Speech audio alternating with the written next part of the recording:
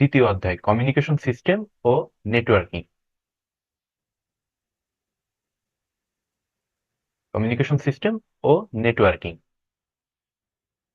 তো এই অধ্যায় শেষে আমরা যা যা জানতে পারবো সেটা হচ্ছে কমিউনিকেশন সিস্টেমের ধারণা বর্ণনা করতে পারবো, ডেটা কমিউনিকেশনের ধারণা ব্যাখ্যা করতে পারবো, ডেটা কমিউনিকেশনের প্রক্রিয়া বিশ্লেষণ করতে পারবো, মোডের শ্রেণীবিন্যাস করতে পারবো, অপটিক্যাল ফাইবারের গুরুত্ব বিশ্লেষণ করতে পারবো, ওয়্যারলেস আর ওয়্যার যে কেবলগুলো আছে এগুলা নিয়ে ব্যাখ্যা বিশ্লেষণ করতে পারবো, নেটওয়ার্কের ধারণা ব্যাখ্যা করতে পারবো, নেটওয়ার্কের যে টপোলজি আছে ওইগুলা ব্যাখ্যা করতে পারবো, ক্লাউড কম্পিউটিং এর ধারণা সম্পর্কেও কিছু জানতে পারবো। তো আমরা কথা না বাড়িয়ে আমাদের টপিকে চলে যাই। তো কমিউনিকেশন সিস্টেম অর্থাৎ কি? যোগাযোগ। আগে প্রাচীনকালে মানুষ যোগাযোগ করতো একে অন্যের সাথে। তো তখন হয়তো শুধু সংকেতের মাধ্যমে অথবা কাছাকাছি যে ফিজিক্যালি অ্যাটেন্ড হয়ে তখন যোগাযোগ করতে হতো। কিন্তু বর্তমানে তো এই ধারণা পাল্টে গেছে। বর্তমানে যে কমিউনিকেশন সিস্টেমের কথা বলা হচ্ছে, নেটওয়ার্কিং কমিউনিকেশন সিস্টেম বর্তমানে। তো সেটা হচ্ছে যে কম্পিউটার বা যে কোনো ডিভাইস থেকে এক কম্পিউটার বা অন্য ডিভাইসে, অর্থাৎ এক ডিভাইস বা অন্য ডিভাইস এর মধ্যে যে তথ্য আদান প্রদান, ডেটা ফাইল বা তথ্য স্থানান্তর, এগুলো হচ্ছে ডেটা কমিউনিকেশন। তো কমিউনিকেশনের সংজ্ঞা আমরা এখানে একটা নিয়ে নিই। কমিউনিকেশন বা যোগাযোগ হলো তথ্য আদান প্রদানের জন্য দুটি পয়েন্টের মধ্যে সংযোগ বা লিঙ্ক স্থাপনের প্রক্রিয়া। তো তথ্য প্রেরণকারী ও গ্রহণকারীর মধ্যে নিরাপদ ও সুষ্ঠুভাবে ডেটা আদান প্রদানের একটা কি, এটা একটা ব্যবস্থা। তো মোডেমের ব্যাপারটা দেখি আমরা। এই যে এখানে উৎস আর এখানে আছে গন্তব্য। তো আমরা প্রথমেই দেখে নেবো শুরুরটা, এটা কি উৎস আর গন্তব্য। তো এই দুইটারে আমরা নোড বা কম্পিউটার হিসাবে ধরতে পারি বা যে কোনো ডিভাইস। আর ভেতরে যেটা আছে এইটা হচ্ছে সংকেতটা চলাচল করবে কি মাধ্যমে, ওয়্যার নাকি ওয়্যারলেস, অর্থাৎ তার নাকি তারবিহীন বেতার। আর হচ্ছে ট্রান্সমিটার আর রিসিভার আছে। তো ট্রান্সমিটারটা কি? ট্রান্সমিটার হচ্ছে পাঠানোর কাজ করবে, অর্থাৎ ট্রান্সমিট করবে। আর রিসিভার হচ্ছে গ্রহণের কাজটা করে থাকবে। তো ট্রান্সমিটার আর রিসিভার দুইটাই হচ্ছে কি মডেম আমাদের। তো ট্রান্সমিটার প্রথমে যে কাজটা করবে সেটা হচ্ছে আমাদের যে ডিজিটাল সিগন্যাল আছে সেটাকে অ্যানালগ সিগন্যালে প্রেরণ করে মিডিয়ামের মাধ্যমে সেটা পাঠাবে কিসে? রিসিভারে। আর রিসিভার যখন সেটা গ্রহণ করবে তখন সেই যে ডিজিটাল সিগন্যালকে অ্যানালগ করছিল এই যে ট্রান্সমিটার, সেইটারই রিসিভার কি করবে? ডিমডুলেশন করবে, করে সেটা রিসিভের কাজটা করে থাকবে আর কি। তো মোডেমের কাজই তো এটাই, যে মডুলেশন করা আর ডিমডুলেশন করা। অর্থাৎ অ্যানালগকে ডিজিটাল করার বলে ডিমডুলেশন। তো সেই কাজটা করবে যখন রিসিভার কম্পিউটারে যাবে তখন। তো তখন তাইলে কি, যে সিগন্যালটা উৎস কম্পিউটার পাঠাইছিল ডিজিটাল আকারে সেইটাই পেয়ে যাবে কি গন্তব্য কম্পিউটারও ডিজিটাল আকারেই পেয়ে যাবে আর কি। তো আমরা এখন উপাদানগুলো জানবো। তো উৎস বা সোর্স, দেখেন এটা হতে পারে কি মাইক্রোফোন, ক্যামেরা বা কিবোর্ড। আর ট্রান্সমিটার হবে বেতার কেন্দ্র, টেলিভিশন কেন্দ্র, টেলিফোন, মোবাইল ফোন, মডেম বা রাউটার। আর মিডিয়াম হচ্ছে কি telephone, fibre optic cable, radio বা মাইক্রোওয়েভ। এইগুলা কি?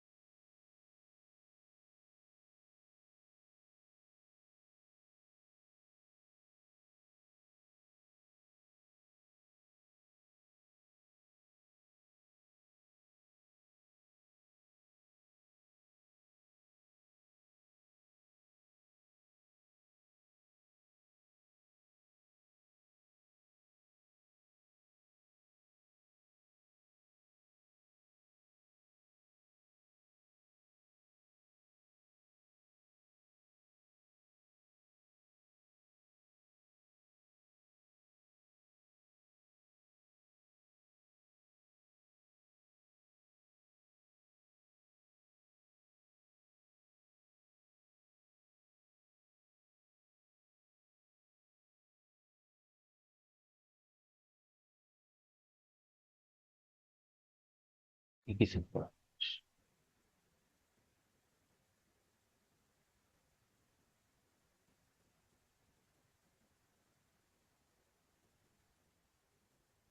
তো উৎস, তো ডেটা কমিউনিকেশনে ব্যবহৃত আমরা উপাদানগুলো দেখব। তো উৎস বা সোর্স বলতে বোঝাবো কোনগুলা, যেগুলো হচ্ছে মাইক্রোফোন, কিবোর্ড ইত্যাদি আছে। আর ট্রান্সমিটার বা প্রেরক যন্ত্র বলতে বোঝাবো বেতার কেন্দ্র।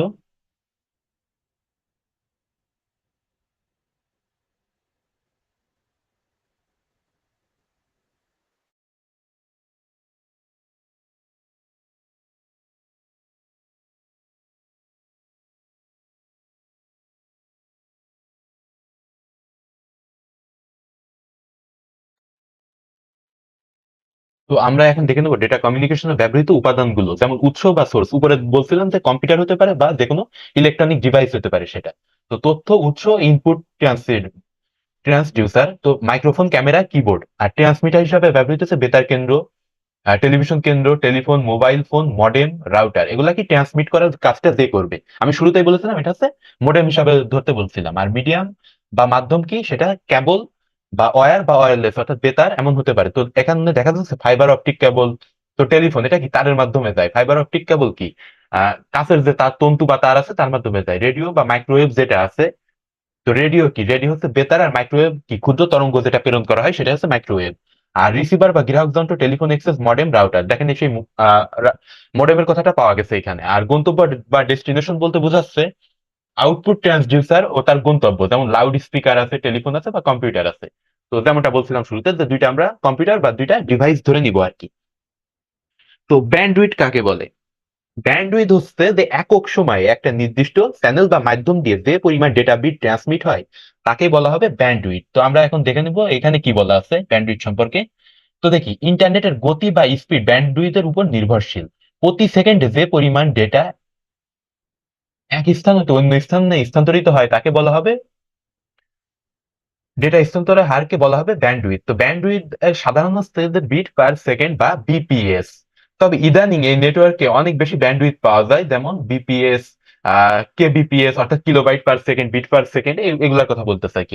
আর এমবিপিএস বলতেছে মেগা বিট পার সেকেন্ড। তো মেগা বিট নাকি মেগা বাইট আপনারা বুঝবেন কেমনে এটা দেখে। তো যখন দেখবেন যে বড় হাতের আছে, তো যখন দেখবেন বড় হাতের এম আর বি অর্থাৎ বিটা বড় হাতের আছে, তখন সেটার মেগা বাইট বলবেন। অর্থাৎ যেটা বড় হয়, অর্থাৎ 8 বিটে হয় কিন্তু 1 বাইট, তো সেই হিসাবে এটা বড়। আর এমবিপিএস এটা হচ্ছে কি মেগা বিট পার সেকেন্ড, অর্থাৎ কি 8 ভাগের 1 ভাগ, ওটা হচ্ছে মেগা বিট।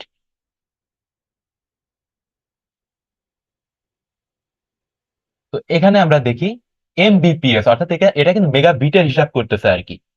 ঠিক আছে, তো 1000 মেগাবিটে কি 1 কিলো বাইট। আর 1000 কিলো বিটে 1000 মেগা বাইট। তো এখানে মেগা বিটের কথা বলতেছে, অর্থাৎ 1000 কিলোবিটে 1 মেগাবিট। তো এটা দেখি ইমেইলে লাগে 0.5 megabit per second, web browsing এ লাগে। তো এগুলো একটু আমরা কি ডাইরেক্ট আমাদের সব ক্ষেত্রে মুখস্থ রাখা লাগে না, বাট কিছু জিনিস আমরা একটু ভালো করে মনে রাখবো। সেটা হচ্ছে ইমেইলে কেমন লাগে আর ওয়েব ব্রাউজিং এ লিস্ট কত লাগে সেটা একটু দেখে রাখবো। আর এই যে ভিডিও স্ট্রিমিং এ, তো সবগুলো একটু দেখে রাখবো আর কি।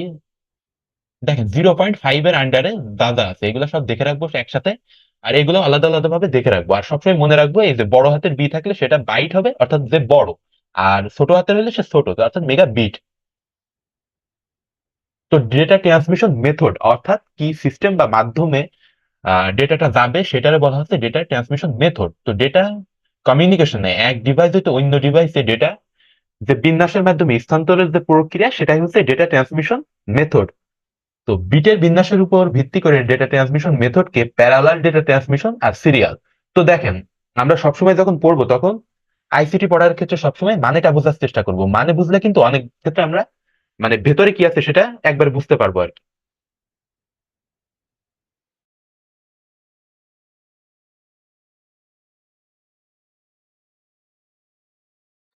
তো ভেতরে কি আছে সেটা আমরা বুঝতে পারবো। তো দেখেন প্যারালাল মানে কি সমান্তরাল, অর্থাৎ কি একই সাথে যখন যাবে, তো তখন সেটা হবে প্যারালাল, অর্থাৎ সবগুলো একই সাথে যাবে। আর সিরিয়াল অর্থাৎ ধারাবাহিক ভাবে যাবে। যেমন কি আমরা বাসে যখন টিকিট কাটি বা টিসিবির পণ্য যখন বিতরণ হয় তখন কি সবাই লাইনে দাঁড়ায় না? তো যে কোনো টিকিট কাটতে গেলে সবাই দেখা যায় লাইনে দাঁড়ায়, অর্থাৎ একজনের পর একজন অর্ডারলি ধারাবাহিক ভাবে দাঁড়ায়। তো সেটা হচ্ছে সিরিয়াল। আর প্যারালাল অর্থাৎ কি সবাই একসাথে। তো দেখেন এখানে দেখেন একসাথে যে 8টা তার আছে এখানে, তো প্রত্যেকেই কিন্তু একসাথে গেছে, তো একজন আরেকজনের পরে আরেকজন যায়নি, সবাই একই সাথে গেছে। কিন্তু যদি প্রেরকের কথা বলি, এই সিরিয়ালের কথা বলি, তখন কিন্তু একটা মাত্র লাইন আছে, সো এটা যেতে হলে একজনের পরে আরেকজন এভাবে যেতে হবে। তো প্যারালালটা একটু আমরা তাহলে প্লেন রিড করে নিই। প্যারালাল ডেটা ট্রান্সমিশনে একসাথে ডেটা ট্রান্সমিশন করার জন্য অনেক ডেটা লাইনের সাথে প্রেরক ও গ্রাহক যন্ত্র পরস্পরের সাথে সমন্বয় করার জন্য একটা বা দুইটা কন্ট্রোল লাইনও থাকে। তো এটা ভাবে মনে রাখার দরকার নেই, আগে দেখি যে বিট গুলো ঠিক একই সময়ে একই সাথে স্থানান্তরিত হয়। তো এইটা হচ্ছে আমার মোস্ট ইম্পর্টেন্ট লাইন এখানে। তো কম্পিউটারের ভেতরে সার্কিটে যেহেতু ডেটা গুলো প্যারালাল পদ্ধতিতে কাজ করে, সেজন্য প্যারালাল ডেটা ট্রান্সমিশন স্বাভাবিক একটা বিন্যাস। একসাথে অসংখ্য লাইনে ডেটা পাঠানো হয়, অর্থাৎ কি অসংখ্য লাইনে, এখানে তো আমরা 8টা কেবল দেখলাম আর কি, তো এগুলা কি অসংখ্য লাইনে পাঠানো হচ্ছে আর কি। তো দ্রুত গতিতে এই পদ্ধতিতে অনেক সময় ভিডিও স্ট্রিমিং এ ব্যবহৃত হয়, অর্থাৎ কি ভিডিও স্ট্রিমিং এ আমার অনেকগুলো ডেটা একসাথে যাওয়ার প্রয়োজন, তো সেক্ষেত্রে কি প্যারালাল ডেটা ট্রান্সমিশন ব্যবহৃত হবে। তো এটা আমাদের মনে রাখতে হবে এক্সাম্পলটা, যে ভিডিও স্ট্রিমিং এ প্যারালাল ডেটা ট্রান্সমিশন ব্যবহৃত হয়। তাছাড়া প্যারালাল প্রিন্টার পোর্ট ও কেবল ব্যবহার করে কম্পিউটারের সাথে প্রিন্টারের সংযোগ করে, এগুলো হচ্ছে কি প্যারালাল ডেটা ট্রান্সমিশনের উদাহরণ। তো আমাদের এক্সামে এমন ভাবে আসতে পারে যে প্রিন্টার ও কেবল ব্যবহার করে কম্পিউটারের সাথে যে সংযোগ স্থাপন করা হয় কিসের মাধ্যমে, সেটা কি সিরিয়াল ডেটা ট্রান্সমিশন মেথড নাকি প্যারালাল ডেটা ট্রান্সমিশন মেথড। তো তখন আমরা অ্যান্সার দিব কি প্যারালাল ডেটা ট্রান্সমিশন মেথড। তো সিরিয়াল ডেটা ট্রান্সমিশন মেথডে চলে আসি, যেটা বলছিলাম আর কি ধারাবাহিকভাবে বা সিরিয়াল অর্ডারলি কাজ করবে। তো এই ট্রান্সমিশনে যে কোনো দূরত্বে অবস্থিত প্রেরক ও প্রাপকের মধ্যে ধারাবাহিকভাবে এক বিটের পর অপর বিট স্থানান্তরিত হয়, অর্থাৎ একজনের পর আরেকজন যাবে, একসাথে যেতে পারবে না। একটা মাত্র তার ব্যবহার করে যন্ত্রপাতিগুলো তুলনামূলকভাবে সহজ ও সাশ্রয়ী। অর্থাৎ কি সহজ বা সাশ্রয়ী কেমনে হলো, কারণ কি একটা মাত্র তার বা কেবল ইউজ করা হয়েছিল। তো এটা কিন্তু মনে রাখতে হবে, একটা মাত্র তার বা কেবল ইউজ করা হয় কোথায়, সিরিয়াল ডেটা ট্রান্সমিশন। তো কম্পিউটার এবং প্রায় সকল ডিভাইসে আজকাল যে ইউএসবি ইউনিভার্সাল সিরিয়াল বাস, তো এই যে অ্যাব্রিভিয়েশন ফর্মটা আমরা কিন্তু মনে রাখবো, ইউএসবির তো অ্যাব্রিভিয়েশন ফর্ম, আর ফুল ফর্মটা কি, ইউনিভার্সাল সিরিয়াল বাস পোর্ট দেখা যায়, সেটি সিরিয়াল ট্রান্সমিশনের উদাহরণ।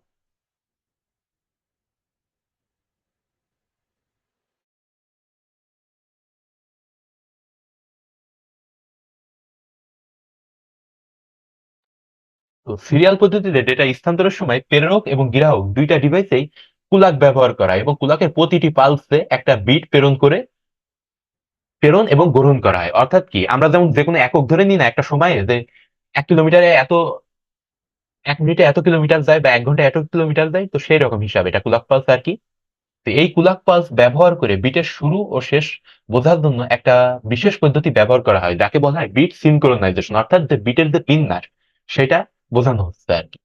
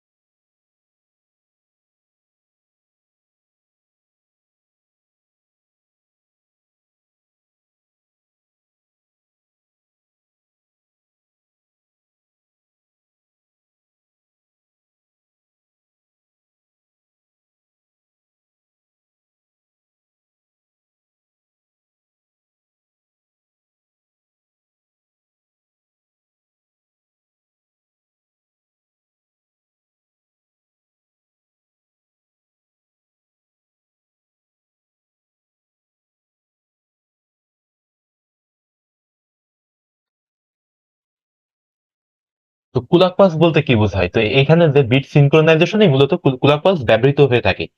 তো বর্তমানে যে ডিজিটাল ডিভাইস গুলো আছে, একে কি সিনক্রোনাইজ করতে কুলাক পালস ব্যবহার করা হয়। তো কুলাক পালস হচ্ছে এক ধরনের সিগন্যাল, যা হচ্ছে কি বলছে যে ভোল্টেজের যে উপস্থিতি, তো একটা নির্দিষ্ট সময় ধরে তো এগুলা কি একটা সেম অবস্থায় থাকে, এবং পরবর্তীতে কি এগুলো আবার আবার কি নির্দিষ্ট অবস্থায় নির্দিষ্ট সময় ধরে থাকে। তো এইগুলা হচ্ছে কি কুলাক পালস। তো ট্রান্সমিশন যে মোড আছে, তো বিট সিনক্রোনাইজেশনের উপর ভিত্তি করে সিরিয়াল ডেটা ট্রান্সমিশন পদ্ধতি তিন ভাগে ভাগ করা হয়। তো ট্রান্সমিশন মোড দেখে নেবো, একটা হচ্ছে প্যারালাল আর সিরিয়াল, একটু আগে যেগুলো আমরা দেখছিলাম আর কি। তো কিভাবে হয়, তো সিরিয়ালটা দেখেন তিন ভাগে বিভক্ত হচ্ছে, অ্যাসিনক্রোনাস, সিনক্রোনাস আর আইসোক্রোনাস। তো অ্যাসিন অর্থ কি? অ্যাসিন অর্থ একই সাথে নয়, তো আমরা ইংলিশের বাংলাটা সবসময় করে ফেলবো। অ্যাসিন অর্থ কি? একই সাথে নয়। আর সিনক্রোনাস কি? অর্থাৎ একই সাথে। অর্থাৎ এতে এতে প্রাইমারি স্টোরেজ ডিভাইসের প্রয়োজন হয়, অর্থাৎ যে র্যাম আছে, তো এইগুলার প্রয়োজন হয়। র্যাম যেমন কি প্রাইমারি স্টোরেজ ডিভাইস, তো এগুলার প্রয়োজন হয় হচ্ছে কি সিনক্রোনাসে। অর্থাৎ কি প্রথমে একটা প্রাইমারি স্টোরেজ ডিভাইসে ডেটাগুলোকে সংরক্ষণ করে তারপরে প্রেরিত হয়। আর অ্যাসিন কি কোনো সংরক্ষণ লাগে না। আর আইসোক্রোনাস কি? এগুলো উন্নত ভার্সন। তো আমরা প্রতিটার সংজ্ঞা পেলে ইনডিট করবো এখান থেকে। আইসিনক্রোনাস ট্রান্সমিশনে প্রেরক যখন খুশি ডেটা প্রেরণ করতে পারে। তো গ্রাহক সবসময়ই ডেটা গ্রহণ করার জন্য প্রস্তুত থাকে। শুধু তাই নয়, একবার ডেটা পাঠিয়ে তার পরবর্তী সময় আরেকবার ডেটা পাঠানোর মাঝখানে যতক্ষণ ইচ্ছা ততক্ষণ সময় নেওয়া যায়। অর্থাৎ কি প্রতিজন আলাদাভাবে যায়, তো যখন যত ইচ্ছা তত সময় নেওয়া যায়। আর এগুলোর আগে কি একটা স্টার্ট বিট আর একটা স্টপ বিট থাকে, যা দেখে বুঝতে পারে শুরু আর শেষ বুঝতে পারে আর কি। তো আমরা এখন দেখে নিব স্টার্ট বিট আর এখানে দেখেন যে যখন প্রয়োজন তখন ডেটা প্রেরণ করা যায় বলে এই ক্ষেত্রে প্রাইমারি স্টোরেজ ডিভাইসের কম্পিউটার ব্যবহৃত র্যাম, কেস আর সিপিইউ মেমোরি ইত্যাদি প্রয়োজন হয় না।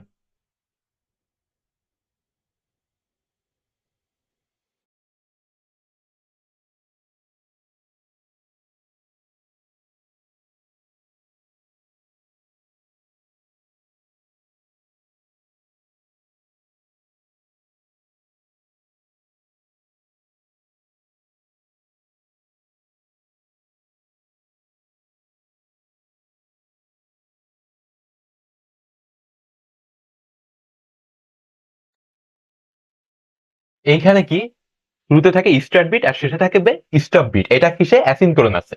তো আমরা দেখি চিত্রটা একবার দেখে রাখি।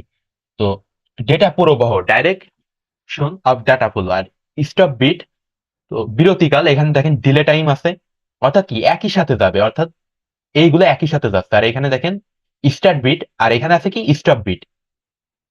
আর এটা কি প্রেরক আর প্রাপক। তো এই চিত্রটা আমরা একটু মনে রাখবো জাস্ট। তো সিনক্রোনাস ট্রান্সমিশন কোনটা? সিন অর্থাৎ কি একই সাথে যাবে যেগুলা। তো সিনক্রোনাস ডেটা ট্রান্সমিশনকে বলা হয় বিরতিহীন ডেটা ট্রান্সমিশন। এই পদ্ধতিতে বিরতিহীন ভাবে প্রেরক যন্ত্র থেকে গ্রাহক যন্ত্রে ডেটা পাঠানো হয়।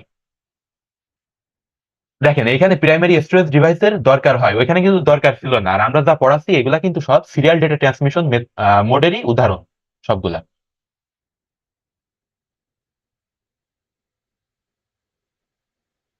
তো সিনক্রোনাসে দরকার হয়, এই যে সিনক্রোনাস ডেটা ট্রান্সমিশনে প্রেরক স্টেশনে প্রথমে ডেটাকে প্রাইমারি স্টোরেজ কম্পিউটারে র্যাম, কেস বা সিপিইউ ইত্যাদিতে সংরক্ষণ করে ডেটার ক্যারেক্টার গুলোকে কুলক বা ফ্রেম আকারে ভাগ করে নেওয়া হয়। তো এগুলো জাস্ট আমরা একটু মনে রাখবো আর কি।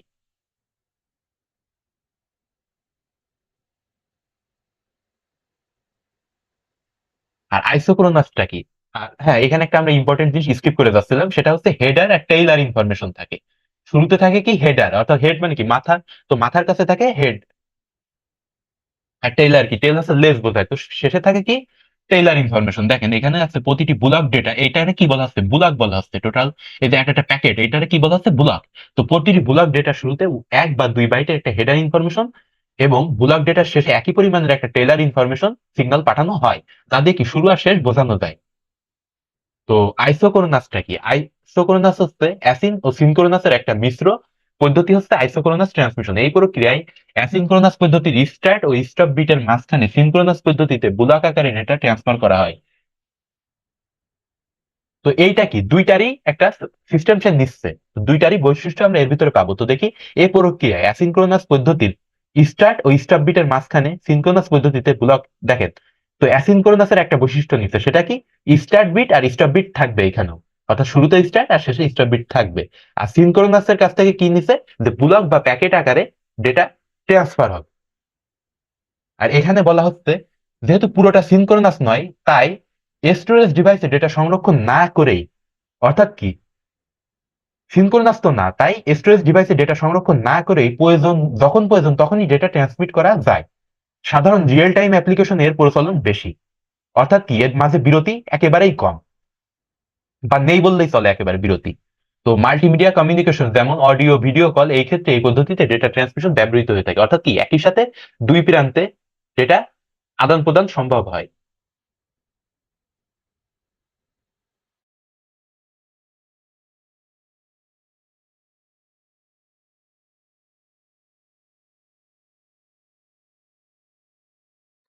তো আমরা এখন দেখবো হচ্ছে ডেটা ট্রান্সমিশন মোড। তো অনেক সময় আমরা মোড আর মেথড কিন্তু দুইটা আমরা কি এগুলা এক করে ফেলি, কিন্তু এগুলো এক করার বিষয় না। আমরা দেখি প্রথমে, তো এইগুলা কিন্তু ছিল ডেটা ট্রান্সমিশন মেথড। তো মেথডের হচ্ছে কি সিরিয়াল আর প্যারালাল পাইছিলাম আমরা।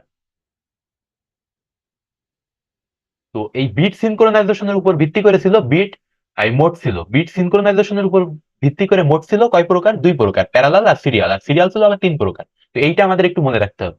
এখন আমরা যাব মোড, অর্থাৎ কি কয় দিকের উপর ভিত্তি করে এটা। তো ডেটা ট্রান্সমিশন মোড, দুটা ডিভাইসের মধ্যে ডেটা প্রবাহের দিক নির্দেশককে বলা হয় ডেটা ট্রান্সমিশন বা ডেটা কমিউনিকেশন মোড। তো ডেটা প্রবাহের দিকের উপর নির্ভর করে ডেটা ট্রান্সমিশন মোডকে তিন ভাগে ভাগ করা হয়: সিম্পলেক্স, ফুল ডুপ্লেক্স আর হাফ ডুপ্লেক্স। তো সিম্পলেক্স কি? অর্থাৎ একমুখী যেগুলা যোগাযোগ সেগুলো হচ্ছে সিম্পলেক্স। তো কেমন? আমরা যখন ওই যে টিভি বা টেলিভিশন টেলিভিশন বা রেডিও থেকে যখন সংবাদ প্রেরিত হয় আমাদের, তো এইগুলা কি সিম্পলেক্স মোডে।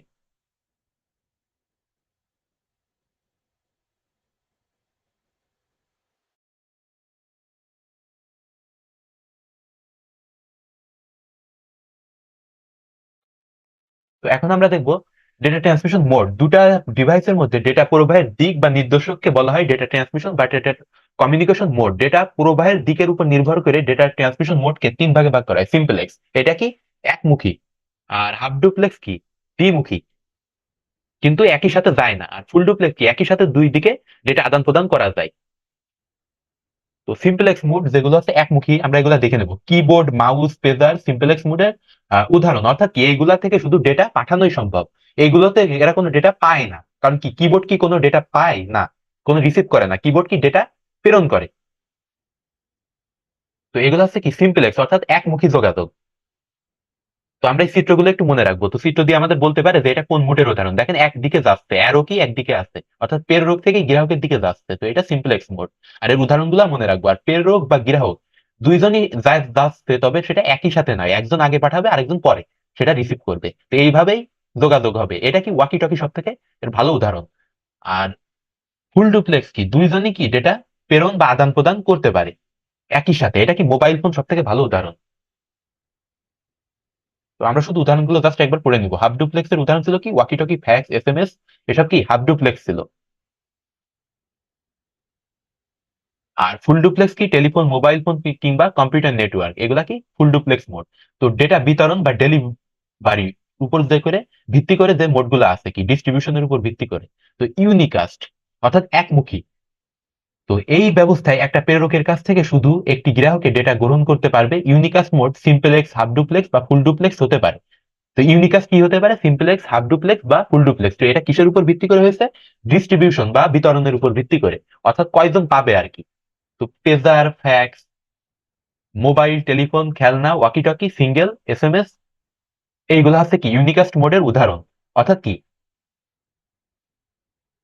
দেখেন ইউনিকাস্ট অর্থাৎ একজন থেকে শুধু একজনই পাবে, কিন্তু সবাইকেই পাঠানো যাবে কিন্তু একজন পাবে। কিন্তু ব্রডকাস্ট কি একজন থেকে পাঠানো হবে বাট সবাই একসাথে পাবে, এটা কি টিভি বা রেডিওতে যেটা হয় আর কি। কিন্তু ইউনিকাস্ট অর্থাৎ একজন থেকে একজন।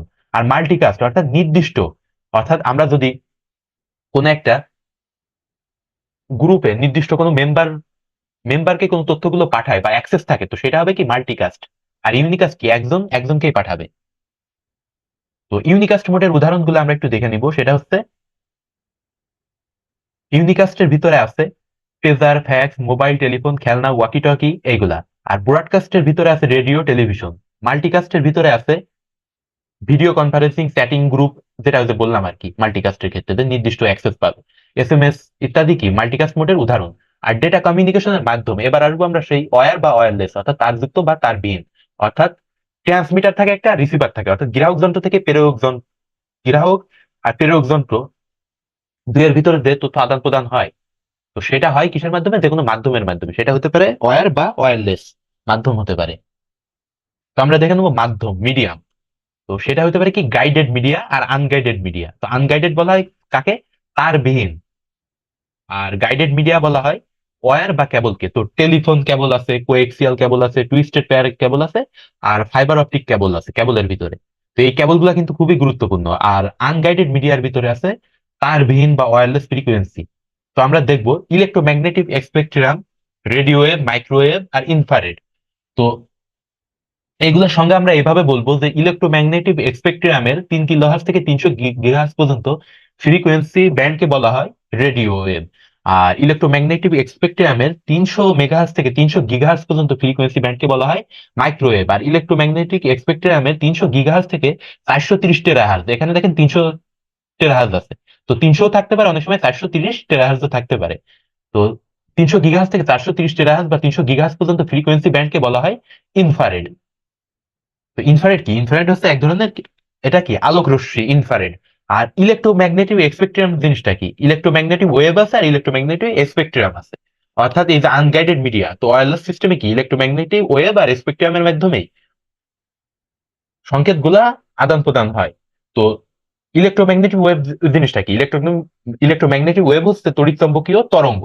তো তড়িৎ চৌম্বকীয় তরঙ্গের যে সঞ্চালন, এর জন্য কি কোনো মাধ্যম দরকার হয় না। অর্থাৎ মাধ্যম দরকার হয় না বলতে কি বলতেছে? অর্থাৎ কোন কেবল দরকার হয় না, কিন্তু এগুলা চলাচল করে কিসের মাধ্যমে? বাতাসের মাধ্যমে। এগুলো উচ্চ শক্তির তরঙ্গ যা বাতাসের মাধ্যমে চলাচল করে। আর এর রেঞ্জ বা প্রসার বা ব্যাপ্তি অনেক বেশি। এর রেঞ্জ বা প্রসার অনেক বেশি দূর পর্যন্ত যায়, অর্থাৎ তারের মতো সীমাবদ্ধ না।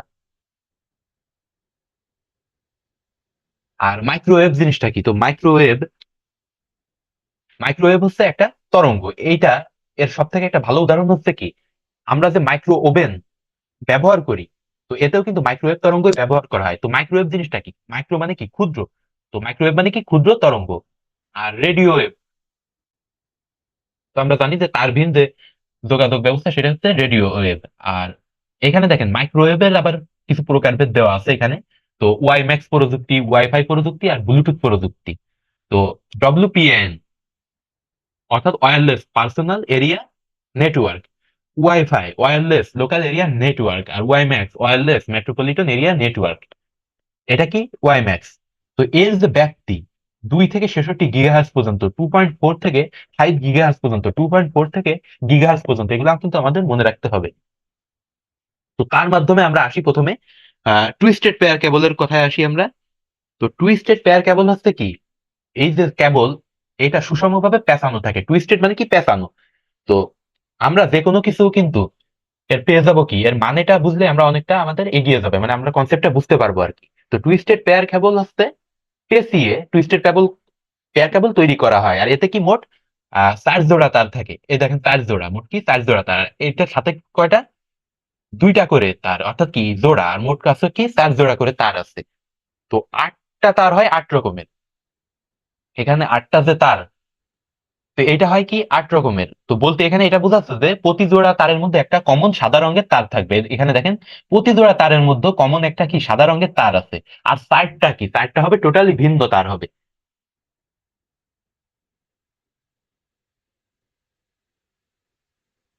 তো আউটার জ্যাকেট, তো আমরা এর যে অংশগুলো এগুলাও কিন্তু কি অবহেলা করবো না, এগুলো খুব ভালোভাবে পড়বো। এই দেখেন টুইস্টেড পেয়ার, আর এখানে কি ফয়েল শিল্ড আছে, আর কি উপরে আছে কি আউটার জ্যাকেট।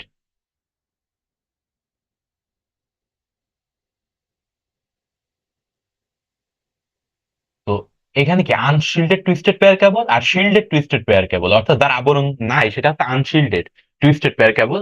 আর শিল্ডেড টুইস্টেড পেয়ার কেবল, আমরা এই দুইটা একটু মনে রাখবো আর কি। অর্থাৎ যেটার আবরণ থাকে সেটা শিল্ডেড, আর যেটা থাকে না সেটা আনশিল্ডেড। আর এখানে দেখেন বলা আছে এই কেবলে 60 জোড়া তার থাকে, প্রতি জোড়া অপরিবাহী পদার্থের আবরণে ইনসুলেটর আবৃত থাকে। ইনসুলেটর মানে কি আবরণ, ইনসুলেশন যেটা। তো অনেক সময় কি ফোম ব্যবহার করা হয়, অর্থাৎ কি বাইরের যে ইলেকট্রোম্যাগনেটিক ইন্টারফারেন্স মানে প্রভাব এইটা যাতে মুক্ত থাকে সেজন্য এগুলো ব্যবহার করা হয় আর কি। তো প্রতি জোড়া তারে একটা কমন সাদা রঙের একটা ভিন্ন রঙের, আর সাথে থাকে কি প্রতি জোড়া তারে একটা কমন সাদা রঙের তার থাকে, আর সাথে থাকে কি ভিন্ন রঙের নীল, সবুজ, কমলা আর বাদামি তার পেঁচানো থাকে। আর এখানে দেখবো এই ধরনের কেবল ব্যবহার করে 100 মিটারের বেশি দূরত্বে কোনো ডেটা প্রেরণ করা যায় না। আর এই টুইস্টেড পেয়ার কেবল কিন্তু দুর্বল প্রকৃতির, মানে ডেটা ট্রান্সমিশনের ক্ষেত্রে ব্যান্ডউইথ দুর্বল প্রকৃতির। তো ক্যাটাগরির ভিত্তিতে ব্যান্ডউইথ 10 Mbps থেকে 1 Gbps পর্যন্ত হতে পারে, তবে দূরত্ব বাড়াতে থাকলে ডেটা ট্রান্সফার রেট কমে যায় এর। তো এইগুলা কিন্তু আমাদের মনে রাখতে হবে কত মিটার যায়। আর কোএক্সিয়াল কেবল, কোএক্সিয়াল কেবল কিন্তু আমরা পরিচিত আছি সবাই, যেমন ডিশ অ্যান্টেনার যে তারটা আমরা দেখি একটা এক্সিস বা অক্ষ শেয়ার করে যে কেবল সেটা হচ্ছে কোএক্সিয়াল কেবল। তো ভিতরে কি একটা কপার বা তার থাকে, ভিতরে কি থাকে একটা কপার বা তার থাকে ভেতরে। আর তো এর যে অংশ আছে, কোএক্সিয়াল কেবলের যে অংশ আছে, তো এর মোট 4টা অংশ থাকে। সেই 4টা অংশ কি, এটা কি ভিতরে কপার কোর বা সেন্টার কোর, বা যেটা এক্সিস বলতেছি আমরা, তো সেটা কি কপার মানে কি তামার একটা তার এর ভিতরেরটা। আর উপরে আছে ডাই ইলেকট্রিক ইনসুলেটর বা প্লাস্টিকের ইনসুলেটর বা ফোম, ভেতরে যেটা আছে। আর উপরে আছে মেটালিক শিল্ড, তো এটারে আমরা মেটালিক শিল্ড বা আউটার কন্ডাক্টর হিসাবে নিব এটারে। তো এটারে আবার ফয়েল শিল্ড, জালির আবরণ, এই দুটারে আবার আলাদা করব না, কিন্তু এটা কি একসাথে এটারে বলবো আমরা মেটালিক শিল্ড বা আউটার কন্ডাক্টর। আর উপরে যেটা আছে সেটা হচ্ছে কি প্লাস্টিকের জ্যাকেট। আর এইটা দুই প্রকার আছে দেখেন, থিক নেট, থিক মানে কি মোটা, আর থিন মানে কি সেটা হচ্ছে পাতলা বা চিকন তার। তো থিন নেট হচ্ছে হালকা ও নমনীয় তার, এটা হচ্ছে 10/2। তো 10/2 মানে কি, এটা হচ্ছে 2 হচ্ছে 2 কিলোমিটার, আর 10 হচ্ছে তার ব্যান্ডউইথ। তো একে কেবল বা রিপিটার, অর্থাৎ রিপিটার কি কাজে, রিপিটার কি অ্যাম্পলিফাই বা শক্তি বর্ধনের কাজে ব্যবহার হয়। যখন অ্যাটেনিউশনের ফলে বা কিছু দূরত্ব অতিক্রম করার ফলে শক্তি কমে যায়, তো তখন কি রিপিটার ব্যবহার করে শক্তিরে বিবর্ধিত করা হয়। অর্থাৎ কি 185 মিটার দূরত্বে প্রতি সেকেন্ডে 10 মেগাবাইট, অর্থাৎ 2 কিলোমিটার, প্রায় 2 কিলোমিটার, প্রায় যায় কত, 2 কিলোমিটার দূরত্বে যায়, আর 10 মেগাবাইট ডেটা আদান প্রদান হয়, তাহলে ব্যান্ডউইথ 10। তো এইখানে থিকনেটও তাই, ঠিক হচ্ছে কি এটা তার কি মোটা, তো এটা হবে বেশি শক্তিশালী, তো এটা দেখা যাচ্ছে যাবে কি 5 কিলোমিটার যাবে। তো 500 মিটার 5 কিলোমিটার যাবে। আর এর ব্যান্ডউইথ হবে, অর্থাৎ সেকেন্ডে ডেটা আদান প্রদানের স্পিড হবে 10 মেগাবাইট পার সেকেন্ড।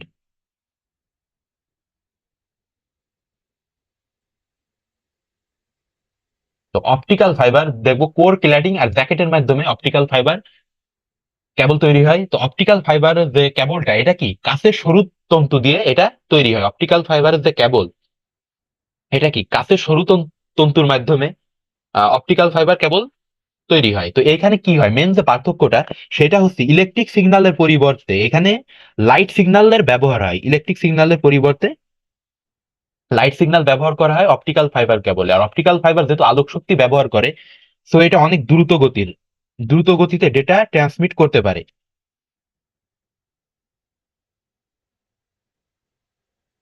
তো ফাইবার অপটিক্যাল কেবল ব্যবহার,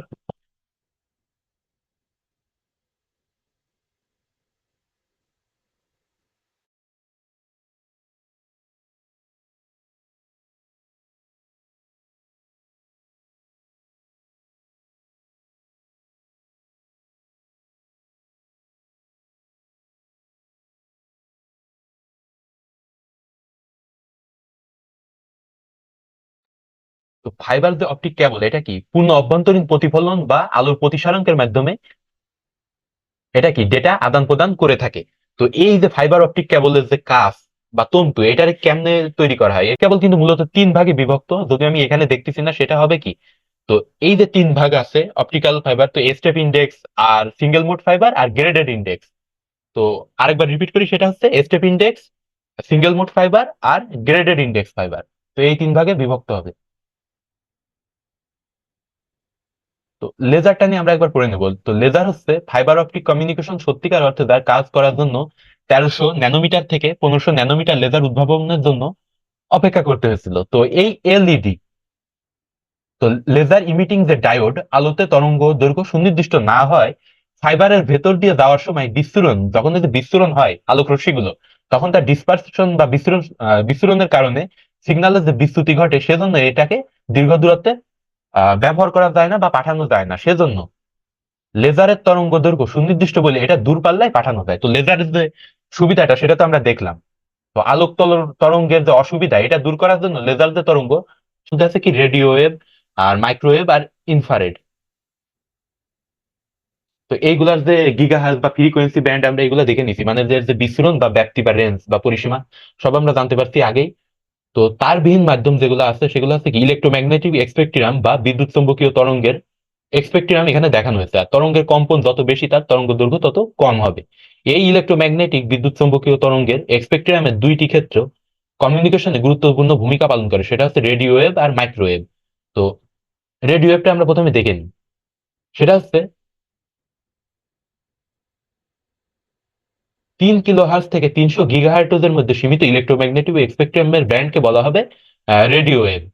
তবে এটা কিন্তু সাধারণত কি হবে, সাধারণত 10 কিলোহার্টজ থেকে 1 গিগাহার্টজ হয়ে থাকে, যদিও এখানে বলতেছে 3 কিলো, কিন্তু এখানে শুরু হয় কিন্তু 10 কিলোহার্টজ থেকে 1 গিগাহার্টজ। তো দুইটাই মনে রাখতে হবে আমাদের। তো এমসিকিউ তে দুই ভাবে আসতে পারে। আর এর তরঙ্গ দৈর্ঘ্য হয় 3 কিলোমিটার থেকে 3 সেন্টিমিটার। তো রেডিও ওয়েভ ভিত্তিক কমিউনিকেশন বলে বিবেচনা করা হয়। তরঙ্গ দৈর্ঘ্য বেশি হলে ইলেকট্রোম্যাগনেটিক সিগন্যাল চারদিকে ছড়িয়ে যায়, তাই ব্রডকাস্টের বেলায় রেডিও ওয়েভ বেশি হয়।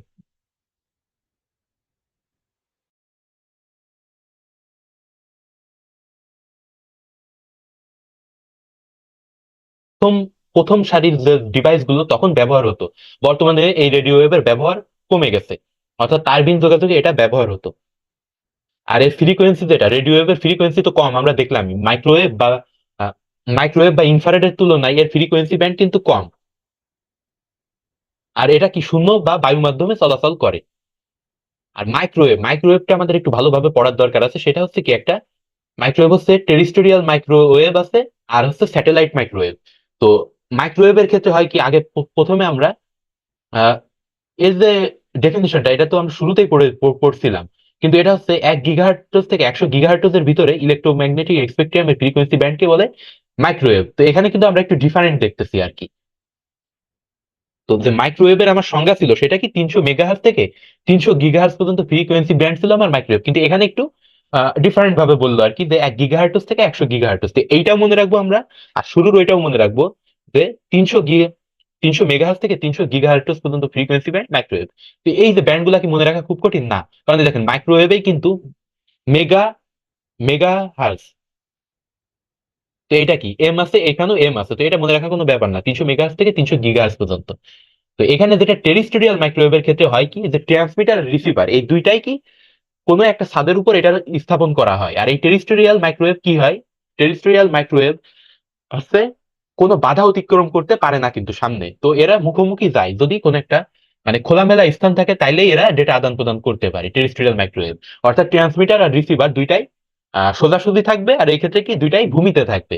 আর স্যাটেলাইট মাইক্রোওয়েভের ক্ষেত্রে হবে কি, যে প্রথমে যে ট্রান্সমিটার সেটা ভূমিতে থাকবে, সে তার যে ডেটা সেটা কি স্যাটেলাইট মাধ্যমে পাঠাবে, ফলে কি এইটা এই টেরিস্টেরিয়াল আর মাইক্রোওয়েভের যে অসুবিধা, অর্থাৎ কি কোনো বাধা অতিক্রম করতে পারতো না, এই অসুবিধা দূর করার জন্য স্যাটেলাইট মাইক্রোওয়েভ সৃষ্টি হয়েছে।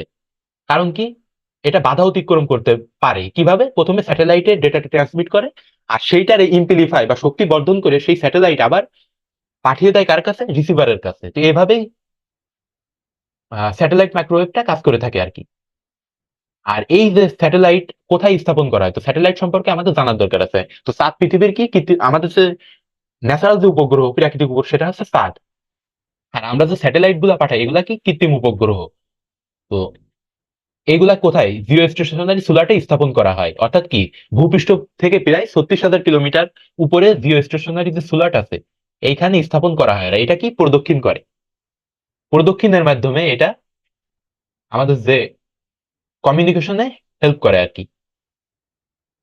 তো ওয়্যারলেস কমিউনিকেশন সিস্টেম এর প্রয়োজনীয়তা, তো ওয়্যারলেস কমিউনিকেশন সিস্টেমের তো অনেক প্রয়োজনীয়তা, যেহেতু যদি আমরা এক দেশ থেকে বাইরের দেশে যোগাযোগ করতে চাই, তো এত দূর তো আমাদের মানে কেবলের মাধ্যমে নেওয়া সম্ভব না। আর বর্তমানে যে আমাদের গ্লোবাল ভিলেজ বা তথ্য প্রযুক্তির যে উন্নয়ন হয়েছে এটা তো মূলত ইসের মাধ্যমে হয়েছে, যে তারহীন কেবলের মাধ্যমে। আমরা যে মোবাইল ফোনে কথা বলতেছি, টেলিফোন কি, টেলিফোনে তো তার ছিল, কিন্তু এই যে মোবাইল ফোনে কথা বলতেছি বা এই যে ড্রোন উঠছে আকাশে, তো এগুলা কি সব ওয়্যারলেস সিস্টেমের একটা উদাহরণ। আর ব্লুটুথ, তো ব্লুটুথটা দেখবো আমরা, ওয়্যারলেস নেটওয়ার্কিং জগতে ব্লুটুথ হচ্ছে এমন একটি পদ্ধতি যা স্বল্প দূরত্বের তারবিহীন দুইটা ডিভাইসের মধ্যে ডেটা আদান প্রদান করে। তো IEEE 802.15, অর্থাৎ international standard for electronics and electrical engineering. তো এইটা যেটা আছে IEEE পূর্ণরূপ, তো এইটা কি IEEE 802.15, এইটা আমাদের মনে রাখতে হবে। ব্লুটুথের স্ট্যান্ডার্ড কি IEEE 802.15, আর এর ব্যাপ্তি দেখেন 3 থেকে 10 মিটার পর্যন্ত। আর এই যে এখানে দেখা যাচ্ছে যে ব্লুটুথের নেটওয়ার্কে বলা হয় পিকোনেট। এর আয়তায় সর্বোচ্চ 8টা যন্ত্রের সাথে সিগন্যাল আদান প্রদান করতে পারে, এর মধ্যে একটা মাস্টার ডিভাইস, বাকিগুলো সেলেব ডিভাইস হিসাবে কাজ করে। অর্থাৎ মাস্টার নোড আর সেলেব নোড হিসাবে কাজ করে এখানে। তো এই যে পিকোনেটটা, ব্লুটুথের যে নেটওয়ার্ক, একে বলা হয় পিকোনেট, এটা আমাদের মনে রাখতে হবে। আর এটা মনে রাখতে হবে কি IEEE 802.15 এর স্ট্যান্ডার্ড, এটা মনে রাখলে এনাফ। আর এর ব্যাপ্তিটা মনে রাখলে, ব্যাপ্তি বা রেঞ্জ। তো ওয়াইফাই কি, ওয়্যারলেস ফিডেলিটি এর পূর্ণরূপ IEEE 802. তো ওয়াইফাই যেটা আছে IEEE 802.11 এর স্ট্যান্ডার্ড। আর এটা কি ওয়াইফাই, তো আমরা সবাই ব্যবহার করে থাকি, অর্থাৎ তারবিহীন যে নেটওয়ার্ক সিস্টেম, এটা হচ্ছে ওয়াইফাই। আর এর যে ব্যাপ্তিটা, এটা দেখে নিতে হবে আমাদের, যে কাভারেজ এরিয়া বা রেঞ্জ 500 থেকে 200 মিটার পর্যন্ত বিস্তৃত। আর ওয়াইম্যাক্স কি, তো আমরা দেখি world wide inter operability for microwave access বা ওয়াইম্যাক্স, এর যে রেঞ্জ 2 থেকে, এটা হচ্ছে ফ্রিকোয়েন্সি বা ব্যান্ডউইথ, সেটা হচ্ছে 2 থেকে 66 গিগাহার্জ, অর্থাৎ অত্যন্ত উচ্চ গতি সম্পন্ন। আর 800 Mbps থেকে 1 Gbps পর্যন্ত এর ব্যান্ডউইথ হয়ে থাকে।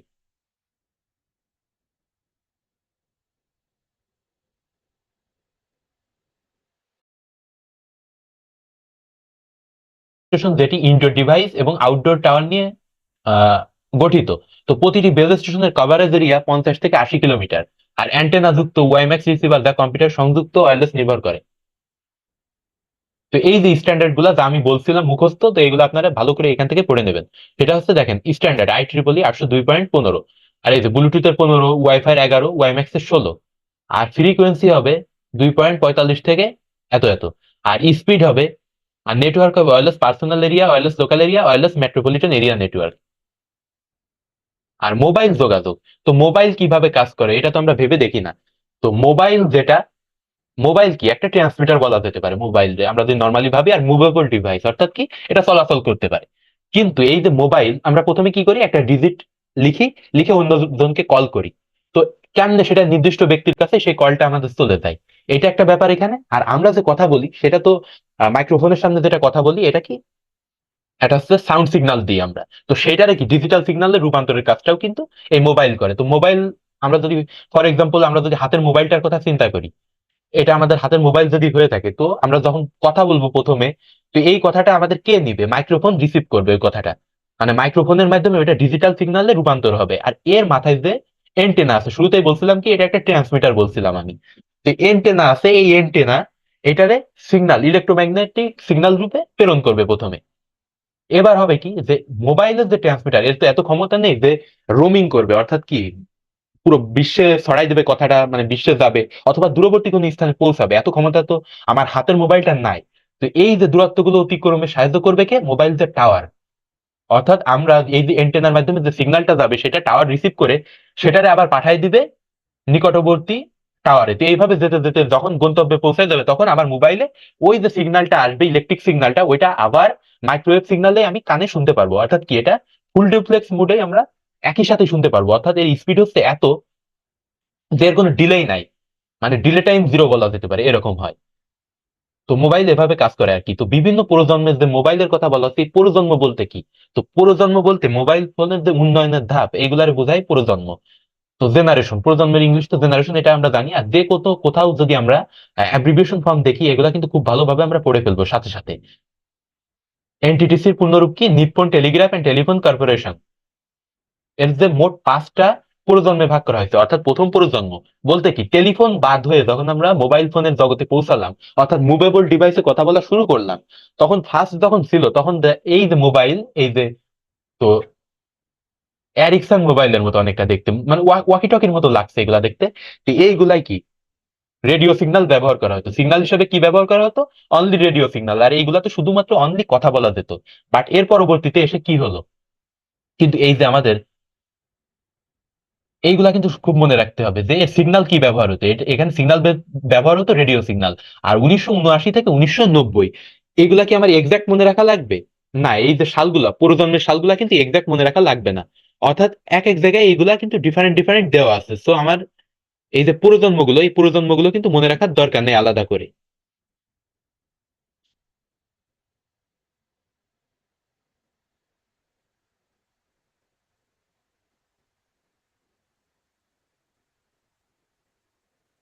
তো প্রথম প্রজন্মটা আমাদের গেল, আর এখানে আমরা দেখলাম যে মোটরোলা ডাইনাটেক নামে মোবাইল হ্যান্ড চালু করে, এটা দরকার নাই। কিন্তু এইখানে AMPS advance mobile phone system standard বাণিজ্যিকভাবে প্রথম প্রজন্মের মোবাইলে চালু করা হয়।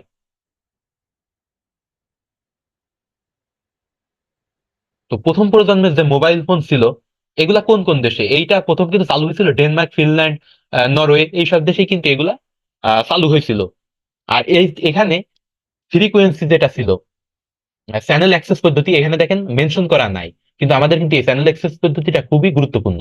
সেটা হচ্ছে এফ, চ্যানেল অ্যাক্সেস পদ্ধতি হচ্ছে FDM এ, FDMA। তো এইটা কেমনে আমরা মনে রাখবো? FDMA যে এটা চ্যানেল অ্যাক্সেস পদ্ধতি, কারণ এই দ্বিতীয় সেকেন্ড জেনারেশনে যখন যাবো তখন কিন্তু পাবো CDMA, FCDMA, এই বিভিন্ন ভাবে পাবো আর কি, বা LT, এইভাবে বিভিন্ন আকারে পাবো। কিন্তু এটা মনে রাখবো, এই দেখেন এফ আছে শুরুতে। এফ মানে কি? এফ রে ধরে নেবো ফার্স্ট। যদিও এটা কি, এফ মানে কি ফার্স্ট না, FDM এর পূর্ণরূপ কি? Frequency division multiple access. তো এটারে আমরা ধরে নিব কি? চ্যানেল অ্যাক্সেস পদ্ধতি, FDMA। আর FDM মনে রাখবো ফার্স্ট, অর্থাৎ প্রথম জেনারেশনের চ্যানেল অ্যাক্সেস পদ্ধতি ছিল FDM। এই চ্যানেল অ্যাক্সেস পদ্ধতি থেকে কিন্তু অনেক কোশ্চেন হয় আর কি। তো আমরা এগুলো কিন্তু ভালোভাবে মনে রাখবো, চ্যানেল অ্যাক্সেস পদ্ধতি। আর দ্বিতীয় প্রজন্মের যেটা ছিল, সালটা আমরা জাস্ট একটু দেখে নিব, এক্সাক্ট মনে রাখার দরকার নেই আমার, আনুমানিক। দেখলেন এখানে আনুমানিক আছে 1991 থেকে 2000, এখানে উল্লেখ মেনশন করা আছে 1991 থেকে 2000। তো সেকেন্ড জেনারেশনের ক্ষেত্রে একই রকমই হয় মোটামুটি, আর সালটা ওইভাবে মনে রাখবেন, সেকেন্ড জেনারেশন 2000। তো দেখেন এই যে ব্যাপ্তিটা 2000 পর্যন্ত ছিল, আর 1991। আর এখানে দেখেন চ্যানেল এখানে সেকেন্ড জেনারেশন বলা হয়, অর্থাৎ দ্বিতীয় প্রজন্ম। এই মোবাইলে টেকনোলজির মধ্যে উল্লেখযোগ্য বৈশিষ্ট্য GSM, global system for mobile communication, and CDMA, code division multiple access, অর্থাৎ চ্যানেল অ্যাক্সেস পদ্ধতিটা কিন্তু আমরা খুব ভালোভাবে মনে রাখবো। আর দ্বিতীয় প্রজন্মের মোবাইলের যেটা ফিচার, সেটা কি?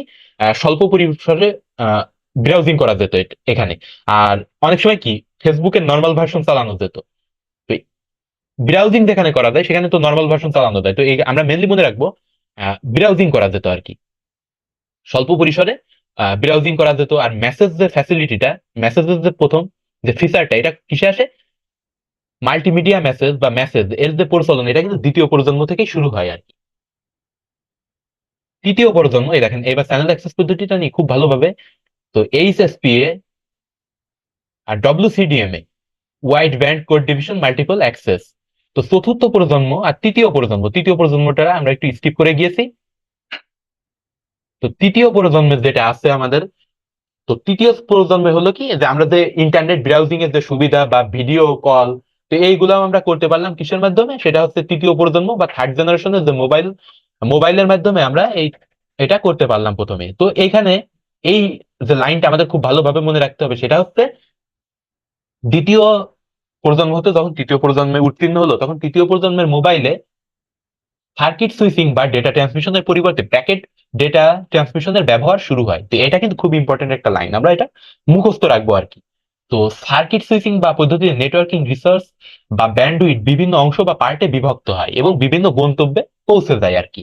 তো এটা আমরা মনে রাখবো। আর এখানে কি উচ্চ গতি সম্পন্ন যে ব্যান্ডউইথ প্রথম এই মোবাইলে ইউজ শুরু হলো। আর যে ভিডিও কলিং আমরা করি, এখানে দেখেন আমি যা বলছি তা দেওয়া আছে, সেটা হচ্ছে video call, internet, commerce, mobile ফোনের যে সিস্টেম গুলা, তো এইগুলা সব শুরু হয়েছে। অর্থাৎ যে আমাদের অ্যান্ড্রয়েড ফোন বা টাচ স্ক্রিন ফোন গুলা, মূলত টাচ স্ক্রিন ফোন, সেইগুলা ছিল কি এই তৃতীয় প্রজন্ম, বা অ্যান্ড্রয়েড ফোন গুলা এগুলো আছে তৃতীয় প্রজন্ম। আর উচ্চ শক্তি সম্পন্ন যে বর্তমানে যে ফোর্থ জেনারেশন আছে বর্তমানে, তো এইগুলা কি LAN one, VoIP, voice over internet protocol, এই ইন্টারনেট প্রভৃতি সিস্টেমে প্যাকেট সুইচিং এর পরিবর্তে প্রোটোকল ভিত্তিক ভয়েস ডেটা ট্রান্সফার সম্ভব শুরু হয়েছে। তো এটা কি চতুর্থ প্রজন্ম, অর্থাৎ আমরা বর্তমানে যে উন্নত মোবাইল ফোন গুলো ইউজ করতেছি, অর্থাৎ খুব ভালোভাবে ভিডিও কলিং করতে পারি, এইগুলা কিসের মাধ্যমে হচ্ছে?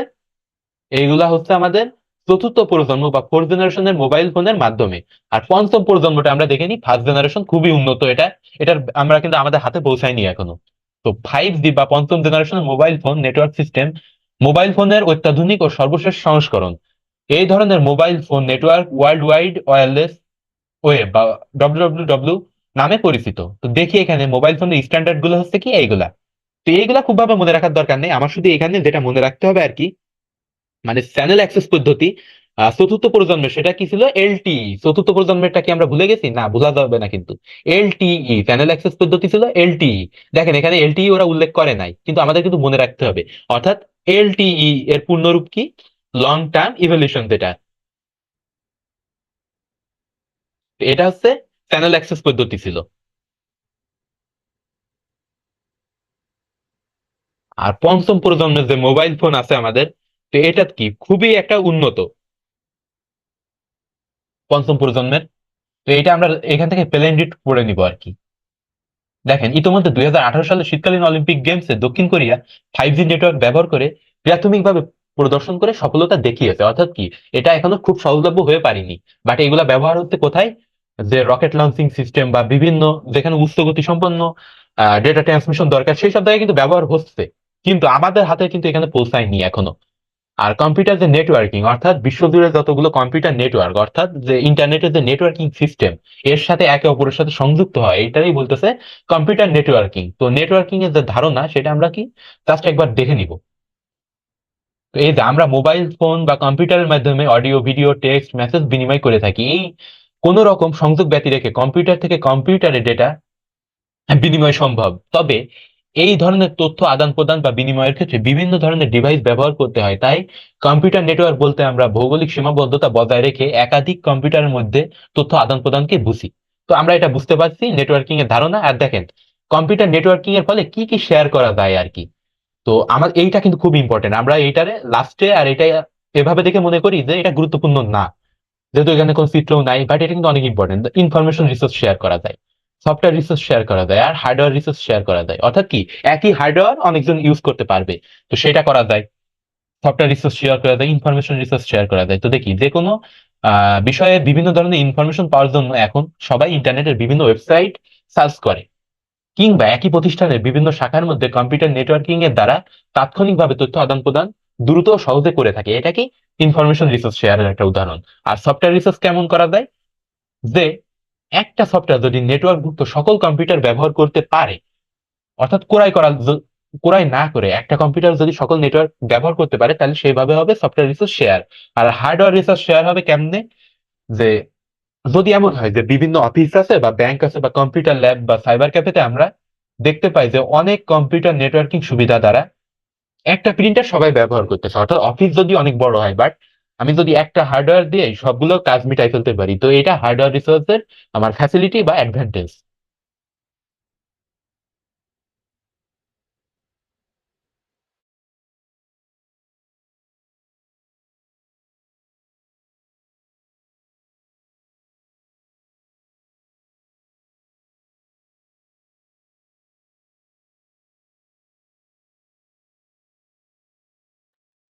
তো নেটওয়ার্কিং এর প্রকারভেদ দেখেন, আমরা এখানে নেটওয়ার্কিং এর যে বিভিন্ন প্রকারভেদ পেয়েছি আর কি। তো প্রাইভেট আছে, পাবলিক আছে, পিয়ার টু পিয়ার আছে, ক্লায়েন্ট আছে, হাইব্রিড আছে, এসব কি নেটওয়ার্কিং এর উদাহরণ। তো নেটওয়ার্কিং এর প্রকারভেদ দেখেন মালিকানার ভিত্তিতে একটা হতে পারে প্রাইভেট আর পাবলিক, অর্থাৎ সবার যদি অ্যাক্সেস থাকে তাহলে সেটা পাবলিক। আর প্রাইভেট যদি একটা ব্যক্তিগত বা নির্দিষ্ট কিছু লোকের থাকে তাহলে সেটা হবে প্রাইভেট। আর সার্ভিস প্রদান ও নিয়ন্ত্রণের ভিত্তিতে peer to peer, client server আর হাইব্রিড। তো পিয়ার টু পিয়ার কি, এখানে কোনো একজন কি মাস্টার নোড থাকবে না এখানে, অর্থাৎ কি একজন কেন্দ্রীয় সার্ভার বা নিয়ন্ত্রণকারী থাকবে না, এখানে সবাই কি সম ভূমিকা পালন করবে। এটা হচ্ছে পিয়ার টু পিয়ার নেটওয়ার্কের বৈশিষ্ট্য। আর ক্লায়েন্ট সার্ভারের ক্ষেত্রে কি হবে? অর্থাৎ কি সার্ভারের কাছে ক্লায়েন্ট রিকোয়েস্ট করবে আর সেই অনুযায়ী সার্ভার সেগুলো সার্ভ করে থাকবে আর কি। তো নেটওয়ার্কের বিস্তৃতি দেখে নি, পার্সোনাল এরিয়া নেটওয়ার্ক বা PAN, লোকাল এরিয়া নেটওয়ার্ক বা LAN, বা ক্যাম্পাস এরিয়া CAN, বা মেট্রোপলিটন MAN, বা ওয়াইড এরিয়া WAN। তো পার্সোনাল এরিয়া নেটওয়ার্কের ক্ষেত্রে আমরা এগুলো দেখে নিব। যে এটার কি পার্সোনাল এরিয়া নেটওয়ার্কের তো উদাহরণ আমরা জানছিলাম, যে ব্লুটুথ একটা ছিল কি পার্সোনাল এরিয়া নেটওয়ার্কের একটা উদাহরণ ছিল আমাদের ব্লুটুথ। তো এইগুলার কি, এগুলার ব্যাপ্তি কিন্তু খুবই কম হয়ে থাকে, অর্থাৎ 10 মিটার বা তারও কম। তো কিছু ডিভাইস যেমন হতে পারে telephone, mobile phone, printer, fax, এইগুলোর মধ্যে যে নেটওয়ার্ক গড়ে তোলা হবে 10 মিটার বা তার কম এরিয়ার মধ্যে, তো এইগুলো হবে কি পার্সোনাল এরিয়া নেটওয়ার্ক। তো আমরা এই এক্সাম্পল গুলা মনে রাখবো, যে উদাহরণগুলা, যে desktop, laptop, camera, sound system, PDA এসবে ব্যবহার হয়। এর পরিধি বা রেঞ্জ 10 মিটার অনলি। আর লোকাল এরিয়া নেটওয়ার্কটা দেখে রাখবো আমরা। তো লোকাল এরিয়া নেটওয়ার্ক হচ্ছে কি 100 মিটার, ওইটা যেমন 10 মিটার ছিল, এটা হচ্ছে 100 মিটার। তো এই মনে রাখতে আমাদের প্রবলেম হবে না, 1 কিলোমিটার মানে কি 100 মিটার পর্যন্ত। আর এখানে দেখেন এই ধরনের নেটওয়ার্কটা তার মাধ্যম হিসাবে twisted pair cable, coaxial cable, fibre optic cable বা তারবিহীন মাধ্যমে যোগাযোগ সম্ভব হয়। তো ক্যাম্পাস এরিয়া নেটওয়ার্ক বা সিএএন হচ্ছে কি একটা বিশ্ববিদ্যালয়ের প্রশাসনিক ভবন, একাডেমিক ভবন আছে বা লাইব্রেরি, স্টুডেন্ট সেন্টার, অর্থাৎ একটা ক্যাম্পাসের ভিতরে, অর্থাৎ খুব বড় পরিসর না আবার খুব ছোট পরিসরও না। তো এই ক্ষেত্রে কি ক্যাম্পাস এরিয়া নেটওয়ার্কে ব্যবহার হয়। তো এই যে আমরা এগুলো ডিটেলসে পড়ে রাখবো।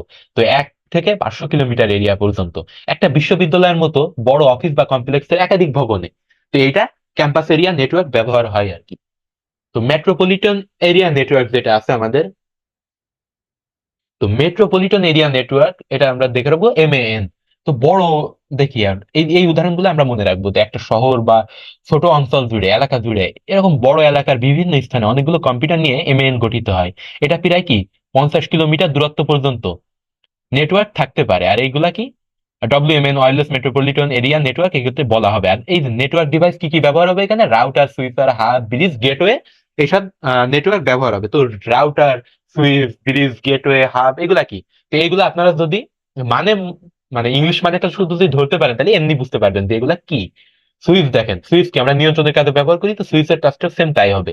আর এখানে কি রাউটার, রাউটার কোথা থেকে আসছে, রুট শব্দ থেকে, অর্থাৎ কি একটা পথ তৈরি করে দেবে। আর ব্রিজ কি সংযোগ হবে নেটওয়ার্কের ভিতরে। আর গেটওয়ে ওইটা কি গেটের মতো, অর্থাৎ কি একটা নেটওয়ার্কের আহ পথ তৈরি করে দিবে, সেটা হচ্ছে গেটওয়ে। তো আমরা সামনে এগুলো পেয়ে যাবো আর কি।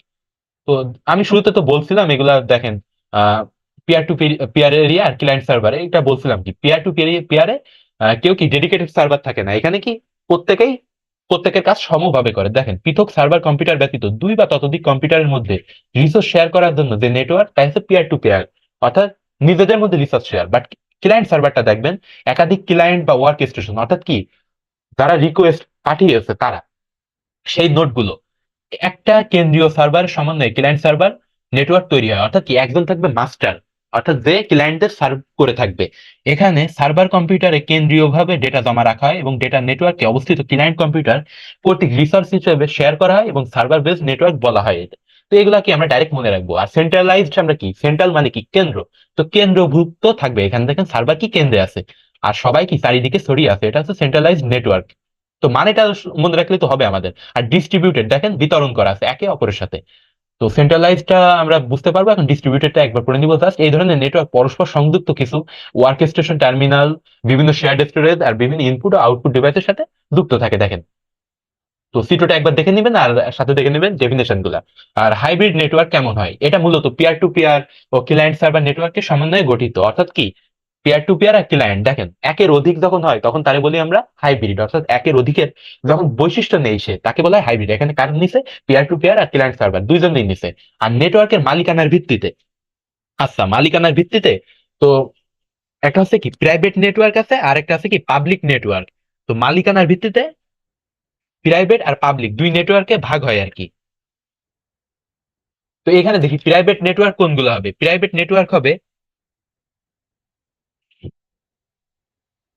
এখানে দেখেন একটা নেটওয়ার্কে ব্যবহারকারী নিয়ন্ত্রিত নয়, মালিকানা থাকে না। তো এইগুলো হচ্ছে কি পাবলিক, কোনো নির্দিষ্ট মালিকানা নেই, সবাই ইউজ করতে পারে, এটা হচ্ছে সহজ ভাষায় এটা। অর্থাৎ কি সবার উন্মুক্ত অ্যাক্সেস থাকে। কিন্তু যে নেটওয়ার্কে ব্যবহারকারী সংখ্যা নিয়ন্ত্রিত এবং কোনো কম্পিউটার নেটওয়ার্কে যুক্ত করতে কর্তৃপক্ষের অনুমতির প্রয়োজন হয় তাকে বলা হয় প্রাইভেট নেটওয়ার্ক। তো কেউ ইচ্ছা করলে এই নেটওয়ার্কে অ্যাক্সেস করতে পারে না। এই ধরনের নেটওয়ার্ক পরিচালিত হয় একটা প্রতিষ্ঠানের মালিকানায় ও তত্ত্বাবধানে। এর সিকিউরিটি সিস্টেম মজবুত এবং এতে ট্রাফিক নেই বললেই চলে, ডেটা আদান প্রদান ডিলে খুবই কম। পিএন, এলএন, সিএন এগুলা কি এই ধরনের নেটওয়ার্ক, প্রাইভেট নেটওয়ার্ক, অর্থাৎ পার্সোনাল, লোকাল। আর একটা ক্যাম্পাস এরিয়া দেখেন এইগুলা কি পাবলিকের জন্য না, কিন্তু একটা অনলি একটা ক্যাম্পাসের জন্য, এটাকে একটা লোকাল এরিয়ার জন্য। অর্থাৎ একটা আমার অফিস হইতে পারে যে ছোট একটা পরিসরে 10 মিটারের উচ্চ এরিয়া মিলে। পার্সোনাল এরিয়া অর্থাৎ কি আমার একটা বিল্ডিং বা রুমের ভিতরে। তো নেটওয়ার্ক ডিভাইস গুলো এখন আমরা পড়বো নেটওয়ার্ক ডিভাইস গুলা নিয়ে। তো আমি যেটা বলছিলাম আর মডুলেশন মডেম, তো মডেম নিয়ে কিন্তু আমি শুরুতেই পড়িয়েছি যে দেখেন এখানে নেটওয়ার্ক প্রযুক্তি গড়ার পর টেলিফোন এবং কখনো কখনো টেলিভিশনের নেটওয়ার্ক মডেমের মাধ্যমে উদ্ভাবিত হয়েছিল প্রথমে। মডেম মডুলেটর আর ডিমডুলেটর শব্দের সমন্বয়ে গঠিত।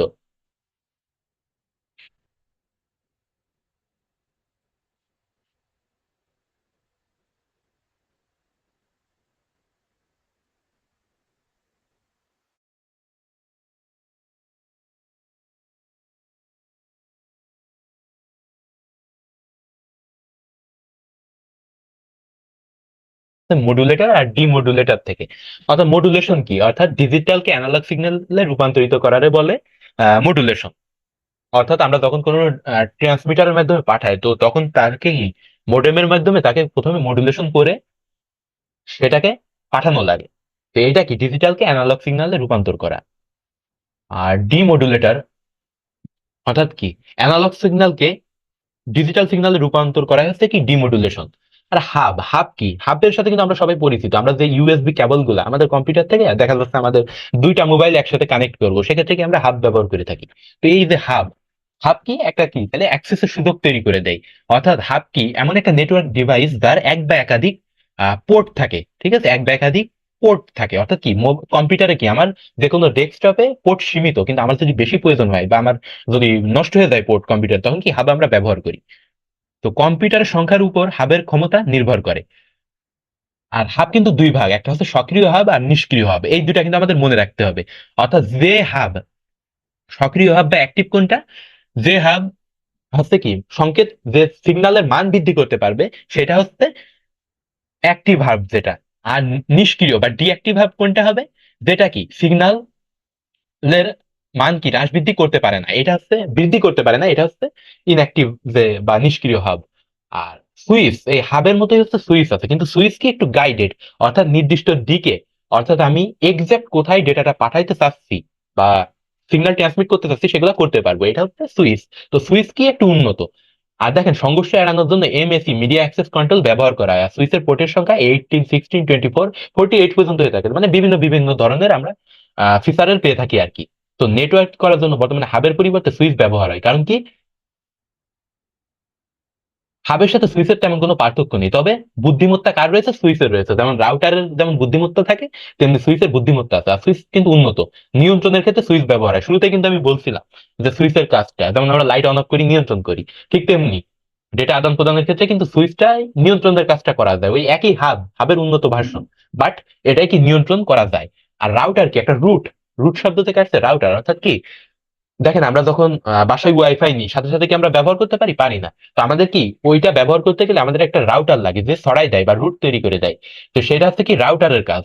তো আমরা নর্মালি এখান থেকে রাউটারটা বলবো এমন জিনিস, তো সেটা হচ্ছে রাউটার বা ইন্টারনেট নেটওয়ার্কিং ডিভাইস হচ্ছে এমন এক ডিভাইস যেটা, এটা হচ্ছে একজন প্রোটোকল যুক্ত নেটওয়ার্ককে সংযুক্ত করে নেটওয়ার্ক তার সম্প্রসারণ করতে পারবে। অর্থাৎ কি একটা প্রোটোকল যুক্ত নেটওয়ার্কের মাধ্যমে নেটওয়ার্ককে সম্প্রসারণ করে। অর্থাৎ এই যে ডিভাইসটার সাথে কিন্তু এখন আমরা সবাই পরিচিত কম বেশ। তো এটা হচ্ছে রাউটারের কাজ। তো রাউটার সম্পর্কে আমরা একটু খুব ভালোভাবে পড়ে নেব। তো এইখানে দেখেন রাউটার সবচেয়ে কম দূরত্বের পথ ব্যবহার করে অন্য নেটওয়ার্ক ডিভাইসে ডেটা পাঠাতে পারে। কোনো একটা ডেটাকে প্যাকেটকে কোনো পথ দিয়ে পাঠানো সবচেয়ে সুবিধাজনক হচ্ছে রাউটার সিদ্ধান্ত নিতে পারে। অর্থাৎ একটা রুট বা কোন পথ দিয়ে যাবে এটা রাউটার ঠিক করে। তো দেখেন এই মানে কিন্তু আমাদের বা অর্থ এটা কিন্তু ভোলা যাবে না, এটা কিন্তু খুব খেয়াল রাখতে হবে সবসময়। আর গেটওয়ে, গেটওয়ে কি একটা গেটের মতো কাজ করছে আর কি। তো গেটওয়েটা কি মানে ভিন্ন ভিন্ন প্রোটোকল যুক্ত যে নেটওয়ার্ক ডিভাইস আছে তার সংযোগের কাজটা কে করবে, গেটওয়ে করবে, ঠিক আছে। করে কি সম্প্রসারণের কাজ করবে। আচ্ছা আমরা যতগুলো ডিভাইস এখন মানে যতগুলো ডিভাইস সম্পর্কে পড়লাম নেটওয়ার্কিং, সব কি সম্প্রসারণ বা বর্ধনের কাজটা করে থাকতেছে নেটওয়ার্কের বা কমিউনিকেশনের কাজটা। তো নেটওয়ার্ক ইন্টারফেস কার্ড বা এনআইসি, এখানে একটা এনআইসির কথা বলা আছে। তো দেখেন এক সময় কম্পিউটার বা অন্য কোনো ডিভাইসকে নেটওয়ার্কে যুক্ত করার জন্য আলাদা করে নেটওয়ার্ক ইন্টারফেস কার্ড ব্যবহৃত হতো। বর্তমানে কম্পিউটারগুলো এই ধরনের বিল্ট ইন অবস্থায় থাকে, অর্থাৎ কি মাদারবোর্ডে এএনআইসি কিন্তু থাকে। অর্থাৎ কি এটা এক কম্পিউটারকে আরেক কম্পিউটারের সাথে সংযুক্ত করতে এনআইসির প্রয়োজন ছিল আগে, কিন্তু বর্তমানে নাই আলাদা করে, কারণ কি বর্তমানে থাকে। তো এনআইসি কি এটা হচ্ছে কম্পিউটারের একটা হার্ডওয়্যার। এটা কি?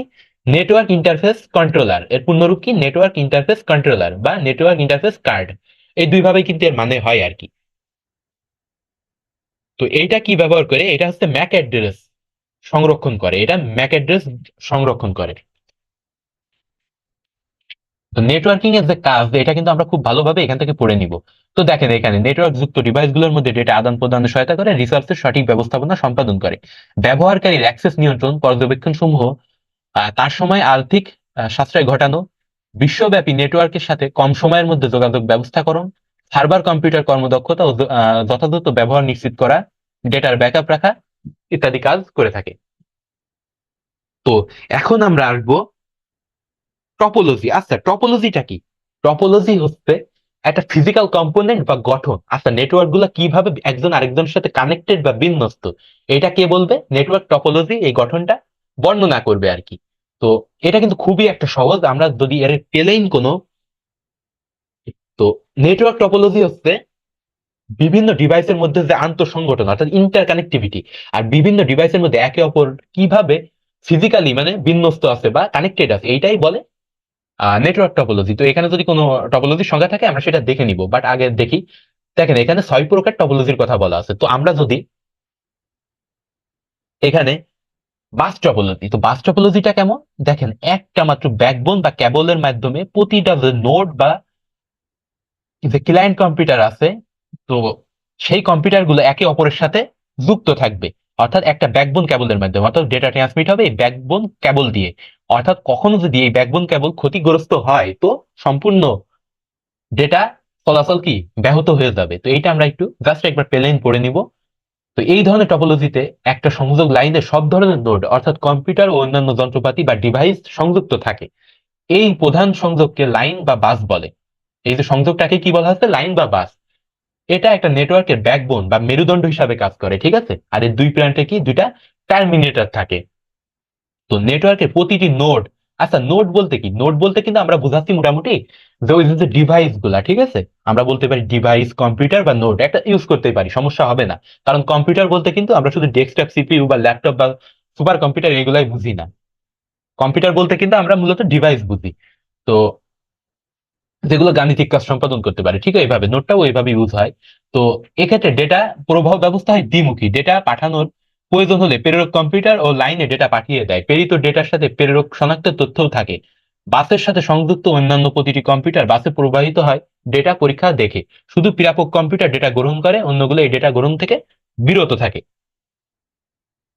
তো বাস টপোলজির যে সুবিধা, কম সময়ে তার সংগঠনের কারণে ইনস্টলেশন সহজ ও সাশ্রয়ী। কারণ কি? কেবলমাত্র একটা ব্যাকবোন, একটা, এই জন্য সাশ্রয়ী। আর নেটওয়ার্কে কেন্দ্রীয় কোনো ডিভাইস বা সার্ভারের প্রয়োজন হয় না। অর্থাৎ একজন যে নিয়ন্ত্রণকারী বা গাইডেড কোনো সার্ভারের দরকার হয় না, কেন্দ্রে কোনো সার্ভার দরকার হয় না। তো নেটওয়ার্কে কোনো সময় নতুন ডিভাইস বা কম্পিউটার সংযুক্ত করা যায়, অর্থাৎ যে কোনো সময় সংযুক্ত করা যায়। কিন্তু প্রবলেম আছে, সেটা হচ্ছে যে যদি আমাদের ব্যাকবোন কেবলটা নষ্ট হয়ে যায়, তো সম্পূর্ণ অচল হয়ে যাবে। আর নেটওয়ার্কের কম্পিউটার সংখ্যা হ্রাস বৃদ্ধি করলে কি ট্রাফিক সৃষ্টি হয়। অর্থাৎ কি? ট্রাফিক বলতে কি বোঝাচ্ছে এখানে? নয়েজ সৃষ্টি হয়। অর্থাৎ ট্রাফিক বলতে যেমন রাস্তায় যেমন জ্যাম বাঁধে, ওই রকম মানে বেশি হয়ে গেলে তখন মনে করেন ঠিকভাবে সার্ভ করতে পারে না নেটওয়ার্ক। আর রিং টপোলজি এটা আংটির মতো। দেখেন, মানেটা মনে রাখলে হচ্ছে এটা আংটির মতো। অর্থাৎ বৃত্তাকার প্রবাহ পথে এক ডিভাইস একে অপরের সাথে সংযুক্ত থাকে। আর যখন ডেটা আদান প্রদান করা হয়, এক্ষেত্রে সবাই সমান ভূমিকা পালন করে। অর্থাৎ কোনো কেন্দ্রীয় বা সার্ভার ডিভাইস এখানে নাই, বা কেন্দ্রীয় নোড নাই। তো এখানে প্রত্যেকে, আর যে কোনো একটা যদি নষ্ট হয়ে যায়, তো সম্পূর্ণটাই নষ্ট হয়ে যাবে। অর্থাৎ রাস্তা যদি এক সাইড ক্ষতিগ্রস্ত হয়, সম্পূর্ণ চলাচল ব্যাহত হয়ে যাবে। তো এটা হচ্ছে রিং টপোলজি। তো এই সুবিধাটা আমরা দেখে নিব। হোস্ট কম্পিউটার বা কোনো কেন্দ্রীয় কম্পিউটার থাকে না। সংকেত প্রবাহ একমুখী হয়, অর্থাৎ কি এক সাইডে যায়, এইরকম এক সাইডেই যেতে থাকবে, অর্থাৎ দুই মুখী হয় না।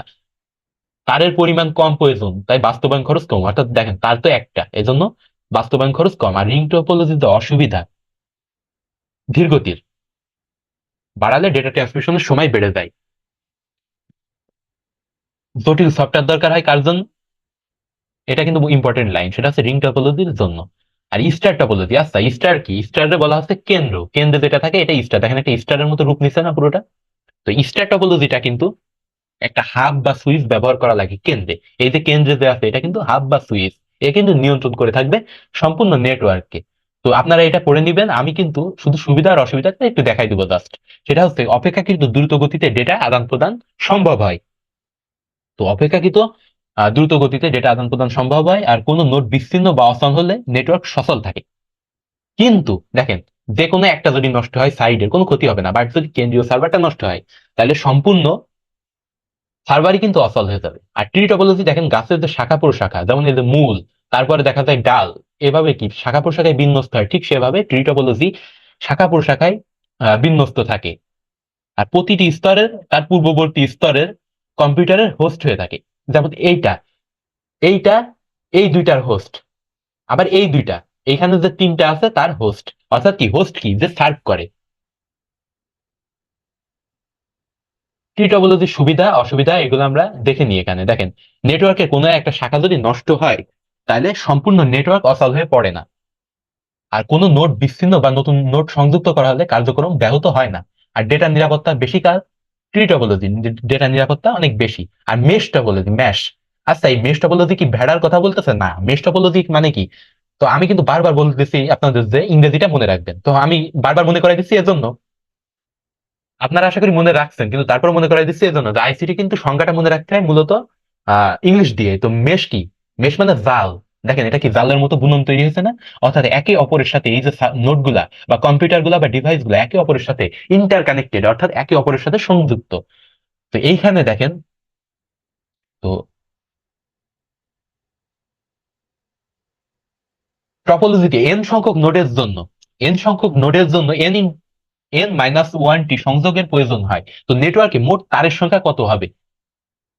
তো এন সংখ্যক নোড, যখন যে নোডটা বলবে, এইখানে যদি দুইটা নোডের কথা বলে, যে দুই সংখ্যক নোডের জন্য কয়টা তারের প্রয়োজন হবে, কেমন হিসাব করবেন? এন এর জায়গায় দুই বসিয়ে দিবেন। তো দুই, দুই ইন্টু 2 - 1, তাহলে এক, 2/1 মানে একটা। তো দুইটা যদি নোড থাকে তাহলে তার প্রয়োজন হবে মাত্র একটা। দেখেন আপনাদের বাস্তব একটা উদাহরণ দিই। এইটা একটা নোড বা কম্পিউটার ধরে নেন, আর এইটা একটা। তো এই যে দুইটা, একটা তার দিয়ে সম্ভব না যোগাযোগ? তাহলে দেখছেন সূত্র বেরোলো কি দিয়ে? n × n - 1/2। অর্থাৎ কি, মাত্র একটা কেবল দিয়ে সম্ভব। কেবল কয়টা লাগবে এটা দিয়ে বের করতে পারবেন আপনারা। মেশ টপোলজির যেটা সুবিধা আমরা এটা দেখি, তো অন্যান্য সব টপোলজির তুলনায় ডেটা ট্রান্সমিশন দ্রুত গতি হয়। তো দেখেন সব থেকে দ্রুত গতি, সব থেকে দ্রুত এখনো বলবো না, আমরা বলবো অন্যান্য ট্রান্সমিশন দ্রুত গতিতে হয়। আর নেটওয়ার্ক বস্তু কোনো কম্পিউটার নষ্ট বা বিচ্ছিন্ন হয়ে গেল মানে সচল থাকে, কারণ দেখেন এখানে কোনো কি কেন্দ্রীয় ডিভাইসেরও কোনো ঝামেলা নাই, অথবা একজন একে অপরের সাথে সংযুক্ত, অর্থাৎ একজন নষ্ট হলেও নেটওয়ার্কিং এ কোনো প্রভাব পড়বে না, সম্পূর্ণ নেটওয়ার্কিং এ কোনো প্রভাব পড়বে না। বাট হাইব্রিডটা আসি, বাস রিং স্টার। তো বাস রিং স্টার মেশ প্রভৃতি নেটওয়ার্কের সমন্বয়ে যে টপোলজি গঠিত হয় তাই হচ্ছে হাইব্রিড টপোলজি।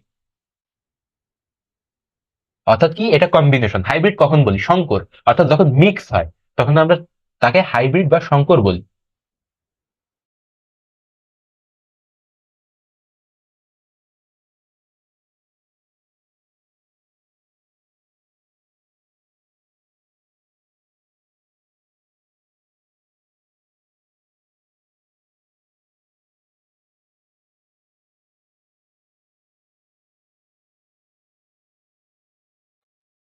তো হাইব্রিড টপোলজিটা আমরা দেখে নেবো তার সুবিধা। এখানে দেখেন, হাব বা সুইচ যুক্ত করে প্রয়োজনীয় নেটওয়ার্ক সম্প্রসারণ করা যায়। অর্থাৎ কি, সবসময় নেটওয়ার্ক সম্প্রসারণের সুযোগ থাকে, কারণ এই ফিজিক্যাল কম্পোনেন্ট কি অনেকগুলো আহ অনেকগুলো সিস্টেমের মিক্সচার। তো এখানে কোনো প্রবলেম হয় না, মানে নতুন করে কোনো সংযোজন বা বিয়োজন করলে কোনো প্রভাব পড়ে না। তো এটা একটা ব্যাপার এখানে। আর হাইব্রিড টপোলজির অসুবিধা, টপোলজির সংখ্যা বেশির কারণে রক্ষণাবেক্ষণ খরচ বেশি হয়। দেখেন নেটওয়ার্কের ট্রাবল শুটিং সহজতর হয় এখানে। অর্থাৎ কি, ট্রাবল শুটিং বলতে এই যে কানেকশন করা, ঠিক আছে, এক নেটওয়ার্কের সাথে অন্য নেটওয়ার্কের সাথে সংযোগ করা, তো এই যে ট্রাবল শুটিং গুলো সহজ হয়। তো মিশ্র টপোলজি হিসাবে ব্যবহৃত টপোলজি গুলোর অসুবিধাগুলো এতে অন্তর্নিহিত থাকে। আর ক্লাউড কম্পিউটিং, আচ্ছা ক্লাউড কম্পিউটিং কিন্তু আহ, আমরা কিন্তু খুবই পরিচিত এটার সাথে। যেমন আমরা গুগল ড্রাইভ যখন ব্যবহার করি, তখন কিন্তু আমাদের মোবাইলের তখন কিন্তু 15 GB ফ্রি পাই আমরা। তো এটা হচ্ছে ক্লাউড কম্পিউটিং এর সব থেকে একটা সহজ উদাহরণ। আর বর্তমানে যে কম্পিউটার ফোনে ফেসবুক বা ইমেইল এগুলো ব্যবহার করি, তো এইগুলাও কি ক্লাউড কম্পিউটিং এর মাধ্যমে কিন্তু আমরা রিসোর্স গুলো রেখে দিই। কারণ এরা কিন্তু আমার মেমোরির জায়গা নষ্ট করে না। কারণ দেখেন ফেসবুকে আমি যখন কিছু রাখি, তো এটা আমার নিজের মোবাইল ফোনের জায়গা নষ্ট করে না। এটা অনলি কি, এগুলো সব ক্লাউড কম্পিউটিং এর উদাহরণ। তো এখানে দেখেন বলে দেওয়া আছে ভালোভাবে। তো আমরা কিন্তু এগুলো কোনো বাদ দিব না, মানে আমি পড়াচ্ছি বলে অনেক ক্ষেত্রে কি সংক্ষেপে এগুলা স্কিপ করে দিচ্ছি, বাট আপনারা এগুলো সংক্ষেপে স্কিপ করবেন না। তো ক্লাউড কম্পিউটিং কে প্রধানত তিন ভাগে ভাগ করা হয়: প্রাইভেট, পাবলিক আর হাইব্রিড। তো এখানে খুব ভালোভাবে দেওয়া আছে, তো আমাদের আলাদাভাবে বোঝানোর কিছু নাই এখানে। দেখেন, একক প্রতিষ্ঠান নিজস্ব মালিকানা ও ব্যবস্থাপনায় কিংবা থার্ড পার্টির ব্যবস্থাপনায় পরিচালিত হয়, যাতে অভ্যন্তরীণ বা বাহ্যিকভাবে প্রতিষ্ঠিত হতে পারে। এই ধরনের ক্লাউডকে বলা হয় প্রাইভেট ক্লাউড। এই ধরনের পরিচালনা অত্যন্ত ব্যয়বহুল, তবে অনেক বড় বড় প্রতিষ্ঠান তাদের নিজস্ব আহ প্রাইভেট ক্লাউড এর ব্যবস্থা রাখে। আর পাবলিক ক্লাউড, জনসাধারণের জন্য উন্মুক্ত ক্লাউডকে বলা হয় পাবলিক ক্লাউড। তো ইন্টারনেটের মাধ্যমে সংযুক্ত সকলের বিনামূল্যে বা স্বল্প মূল্যে ব্যবহারের জন্য উন্মুক্ত অ্যাপ্লিকেশন, স্টোরেজ এবং অন্যান্য রিসোর্স ইত্যাদি সার্ভিস যুক্ত ক্লাউডই হচ্ছে কি পাবলিক ক্লাউডই। তো অ্যামাজন, মাইক্রোসফট, গুগল ইত্যাদি তাদের নিজস্ব ডেটা সেন্টারে পাবলিক ক্লাউডের অবকাঠামো স্থাপন ও পরিচালনা করে। তো এগুলো কিন্তু আমরা ডাইরেক্ট মুখস্থ রাখবো। আর হাইব্রিড তো জানি আমরা, যে দুই বা ততোধিক ক্লাউড, অর্থাৎ প্রাইভেট বা পাবলিকের যে মিশ্রণ, অর্থাৎ কি সংকর, সেটা হচ্ছে হাইব্রিড। অবকাঠামোগত সেবা, সফটওয়্যার ভিত্তিক সেবা, প্ল্যাটফর্ম ভিত্তিক সেবা। অর্থাৎ অবকাঠামোগত সেবাটা কেমন, যে অফিস ব্যবহার করতে পারবো, দেখি আমরা ভার্চুয়াল মেশিনে নিজেদের ইচ্ছে মতো অপারেটিং সিস্টেম ইনস্টল করে নিজেদের নিয়ন্ত্রণে অ্যাপ্লিকেশন সফটওয়্যার ব্যবহার করতে পারি। তো এইগুলা কি অ্যামাজনের যে অবকাঠামোগত সেবা, এগুলা দিয়ে রাখছে কে, এগুলা দিয়ে রাখছে অ্যামাজন কোম্পানি বা বিভিন্ন যে প্রতিষ্ঠান আছে তারা। তো এই সুবিধাগুলোর মধ্যে আছে কি, অপারেটিং সিস্টেম ইনস্টল করে নিজের নিয়ন্ত্রণে অ্যাপ্লিকেশন সফটওয়্যার চালানো যায়, অর্থাৎ অপারেটিং সিস্টেম। আর প্ল্যাটফর্ম ভিত্তিক সেবার মধ্যে আছে operating system, programming language, execution, database, server, এগুলা কি ব্যবহার করা যায়। এই ক্লাউড কম্পিউটিং প্ল্যাটফর্ম ভিত্তিক যে ক্লাউড কম্পিউটিং এর সেবা আছে এর মাধ্যমে। আর সফটওয়্যার ভিত্তিক সেবা, S double S, software as service. তো এইগুলা কি, এই মডেলে ব্যবহারকারী সার্ভিস দাতা এই প্রতিষ্ঠানের উন্নয়ন ও সফটওয়্যার ডেটাবেসে অ্যাক্সেস আর ব্যবহারের সুযোগ পায়। তো নেটওয়ার্ক ভিত্তিক সেবা, এটা আমরা পড়ে নিব। সেটা হচ্ছে এমন একটা মডেল যেখানে গ্রাহকরা তাদের নিজস্ব নেটওয়ার্ক অবকাঠামো স্থাপনের পরিবর্তে ক্লাউড বিক্রেতার কাছে থেকে নেটওয়ার্ক পরিষেবাগুলো ভাড়া নিয়ে থাকে। তো এগুলো আমাদের কি ডাইরেক্ট মুখস্থের বিষয়, এগুলা বোঝার বিষয় না, এগুলো মুখস্থের বিষয়। আর এই যে সুবিধাগুলো, এগুলো কিন্তু সব আমাদের খুব ভালোভাবে মনে রাখতে হবে। এখানে যে সুবিধাগুলোর কথা বলা আছে। তো আজকের মতো এই পর্যন্তই শেষ। তো আপনারা যেগুলো আমি এই পর্যন্ত পড়ালাম, এগুলা কি আমি তো অনেক ক্ষেত্রে রিডিং পড়িয়েছি, আপনারা ওইগুলো ভালোভাবে চিত্র সহ মনে রাখার চেষ্টা করবেন। আর তার সাথে কি, চিত্র সহ মনে রাখার চেষ্টা করবেন, তার সাথে যে ইংরেজির যে কম্বিনেশন, এগুলা খুব ভালোভাবে মনে রাখার চেষ্টা করবেন আর কি। তো এই অধ্যায়ে আমরা একটা দুইটা শব্দ পাইছিলাম, সেটা হচ্ছে কি এনআইসি। তো এনআইসিটা কি ছিল, নেটওয়ার্ক ইন্টারফেস কার্ড, যা কম্পিউটারকে সংযুক্ত করতে এক কম্পিউটারের সাথে অন্য কম্পিউটার সংযোগের কাজে ব্যবহার হয়েছিল। তো নেটওয়ার্কিং কার্ডে কি আইপি অ্যাড্রেস বসানো লাগে। তো এইটা আমরা একটু মনে রাখবো। আর মডেমটা খুব ভালো করে মনে রাখবো, শুরুতে পড়াইছি আমি মডেম। তো এখানে কি সুইচটা আরো, সুইচ আর মডেমটা হচ্ছে কি খুব ভালোভাবে আমরা মনে রাখবো। আর কিছু সিগন্যাল ছিল আমাদের, শুরুতে আমরা কিছু সিগন্যাল পাইছিলাম। তো সেটা কি ছিল আমাদের ইনফ্রারেড, শুরুতে ছিল ইনফ্রারেড সিগন্যাল, রেডিও সিগন্যাল বা মাইক্রোওয়েভ সিগন্যাল। তো এইগুলা আমরা খুব ভালোভাবে আমাদের মনে রাখতে হবে আর কি। আর এখানে আমরা কয়টা জিনিস পাইনি, সেটা হচ্ছে কি হটস্পটের কথাটা এখানে বলা হয়নি। তো হটস্পটের কাজটা কি, হটস্পট যে কাজটা করে সেটা হচ্ছে কি, মানে আমরা যখন মোবাইল থেকে আমরা হটস্পট ব্যবহার করি, সেটা কি বিভিন্ন প্রকারের ডিভাইসে এটা কি কমিউনিকেশন সেবা দিয়ে থাকে আর কি। তো তারবিহীন যে ইন্টারনেট ব্যবস্থা, সেটাই হচ্ছে কি হটস্পট যে সেবাটা, এটা হচ্ছে কি তারবিহীন ইন্টারনেট ব্যবস্থা। তো এটা কি হটস্পট আমরা মোবাইলেও ইউজ করি সিস্টেমটা, অর্থাৎ কি তারবিহীন যে ইন্টারনেট ব্যবস্থা, এটা কি হটস্পট। আর টেরিস্ট্রিয়াল, মাইক্রোওয়েভ বা ইনফ্রারেড, ইনফ্রারেড নিয়ে যে কথাটা আমি বলবো সেটা হচ্ছে, ইনফ্রারেডটা একটু ভালোভাবে মনে রাখতে হবে। আচ্ছা, ইনফ্রারেডের উদাহরণ কোনগুলো আসে। ইনফ্রারেড কিন্তু বিভিন্ন কাজে ব্যবহার হয়, যেমন আমরা টিভির রিমোটে ব্যবহার করি ইনফ্রারেড। আরো ব্যবহার করি কি এসিতে ব্যবহার করি বাসার, অথবা কি হোম অটোমেশনে, অনেক ক্ষেত্রে কি এসি নিয়ন্ত্রণে, ঘরে শীতাতপ যে শীত নিয়ন্ত্রণ, তো এইগুলার কাজেও কি আমরা ব্যবহার করে থাকি ইনফ্রারেড। তো ইনফ্রারেড কি, এই ইনফ্রারেড এয়ার কন্ডিশন টিভি, গাড়ির দরজা জানালা অফ অন, এগুলোর ক্ষেত্রে কিন্তু আমরা ব্যবহার করি। এছাড়াও কি তারবিহীন, এই যে আমরা সব থেকে কমন উদাহরণ, মানে আমি এখন যে ল্যাপটপটা চালাচ্ছি এখানে আমার কি তারবিহীন একটা মাউস আছে। তো এটা কিসের উদাহরণ? তারবিহীন যে মাউস, এটা ইনফ্রারেডের উদাহরণ। ঠিক আছে, এছাড়া যে সকল তারবিহীন প্রিন্টার আছে বা কিবোর্ড আছে, এগুলাও ইনফ্রারেডের উদাহরণ। তো আজকের মতো এ পর্যন্ত, আল্লাহ হাফেজ। পরবর্তীতে দেখা হবে অধ্যায় 4 নিয়ে।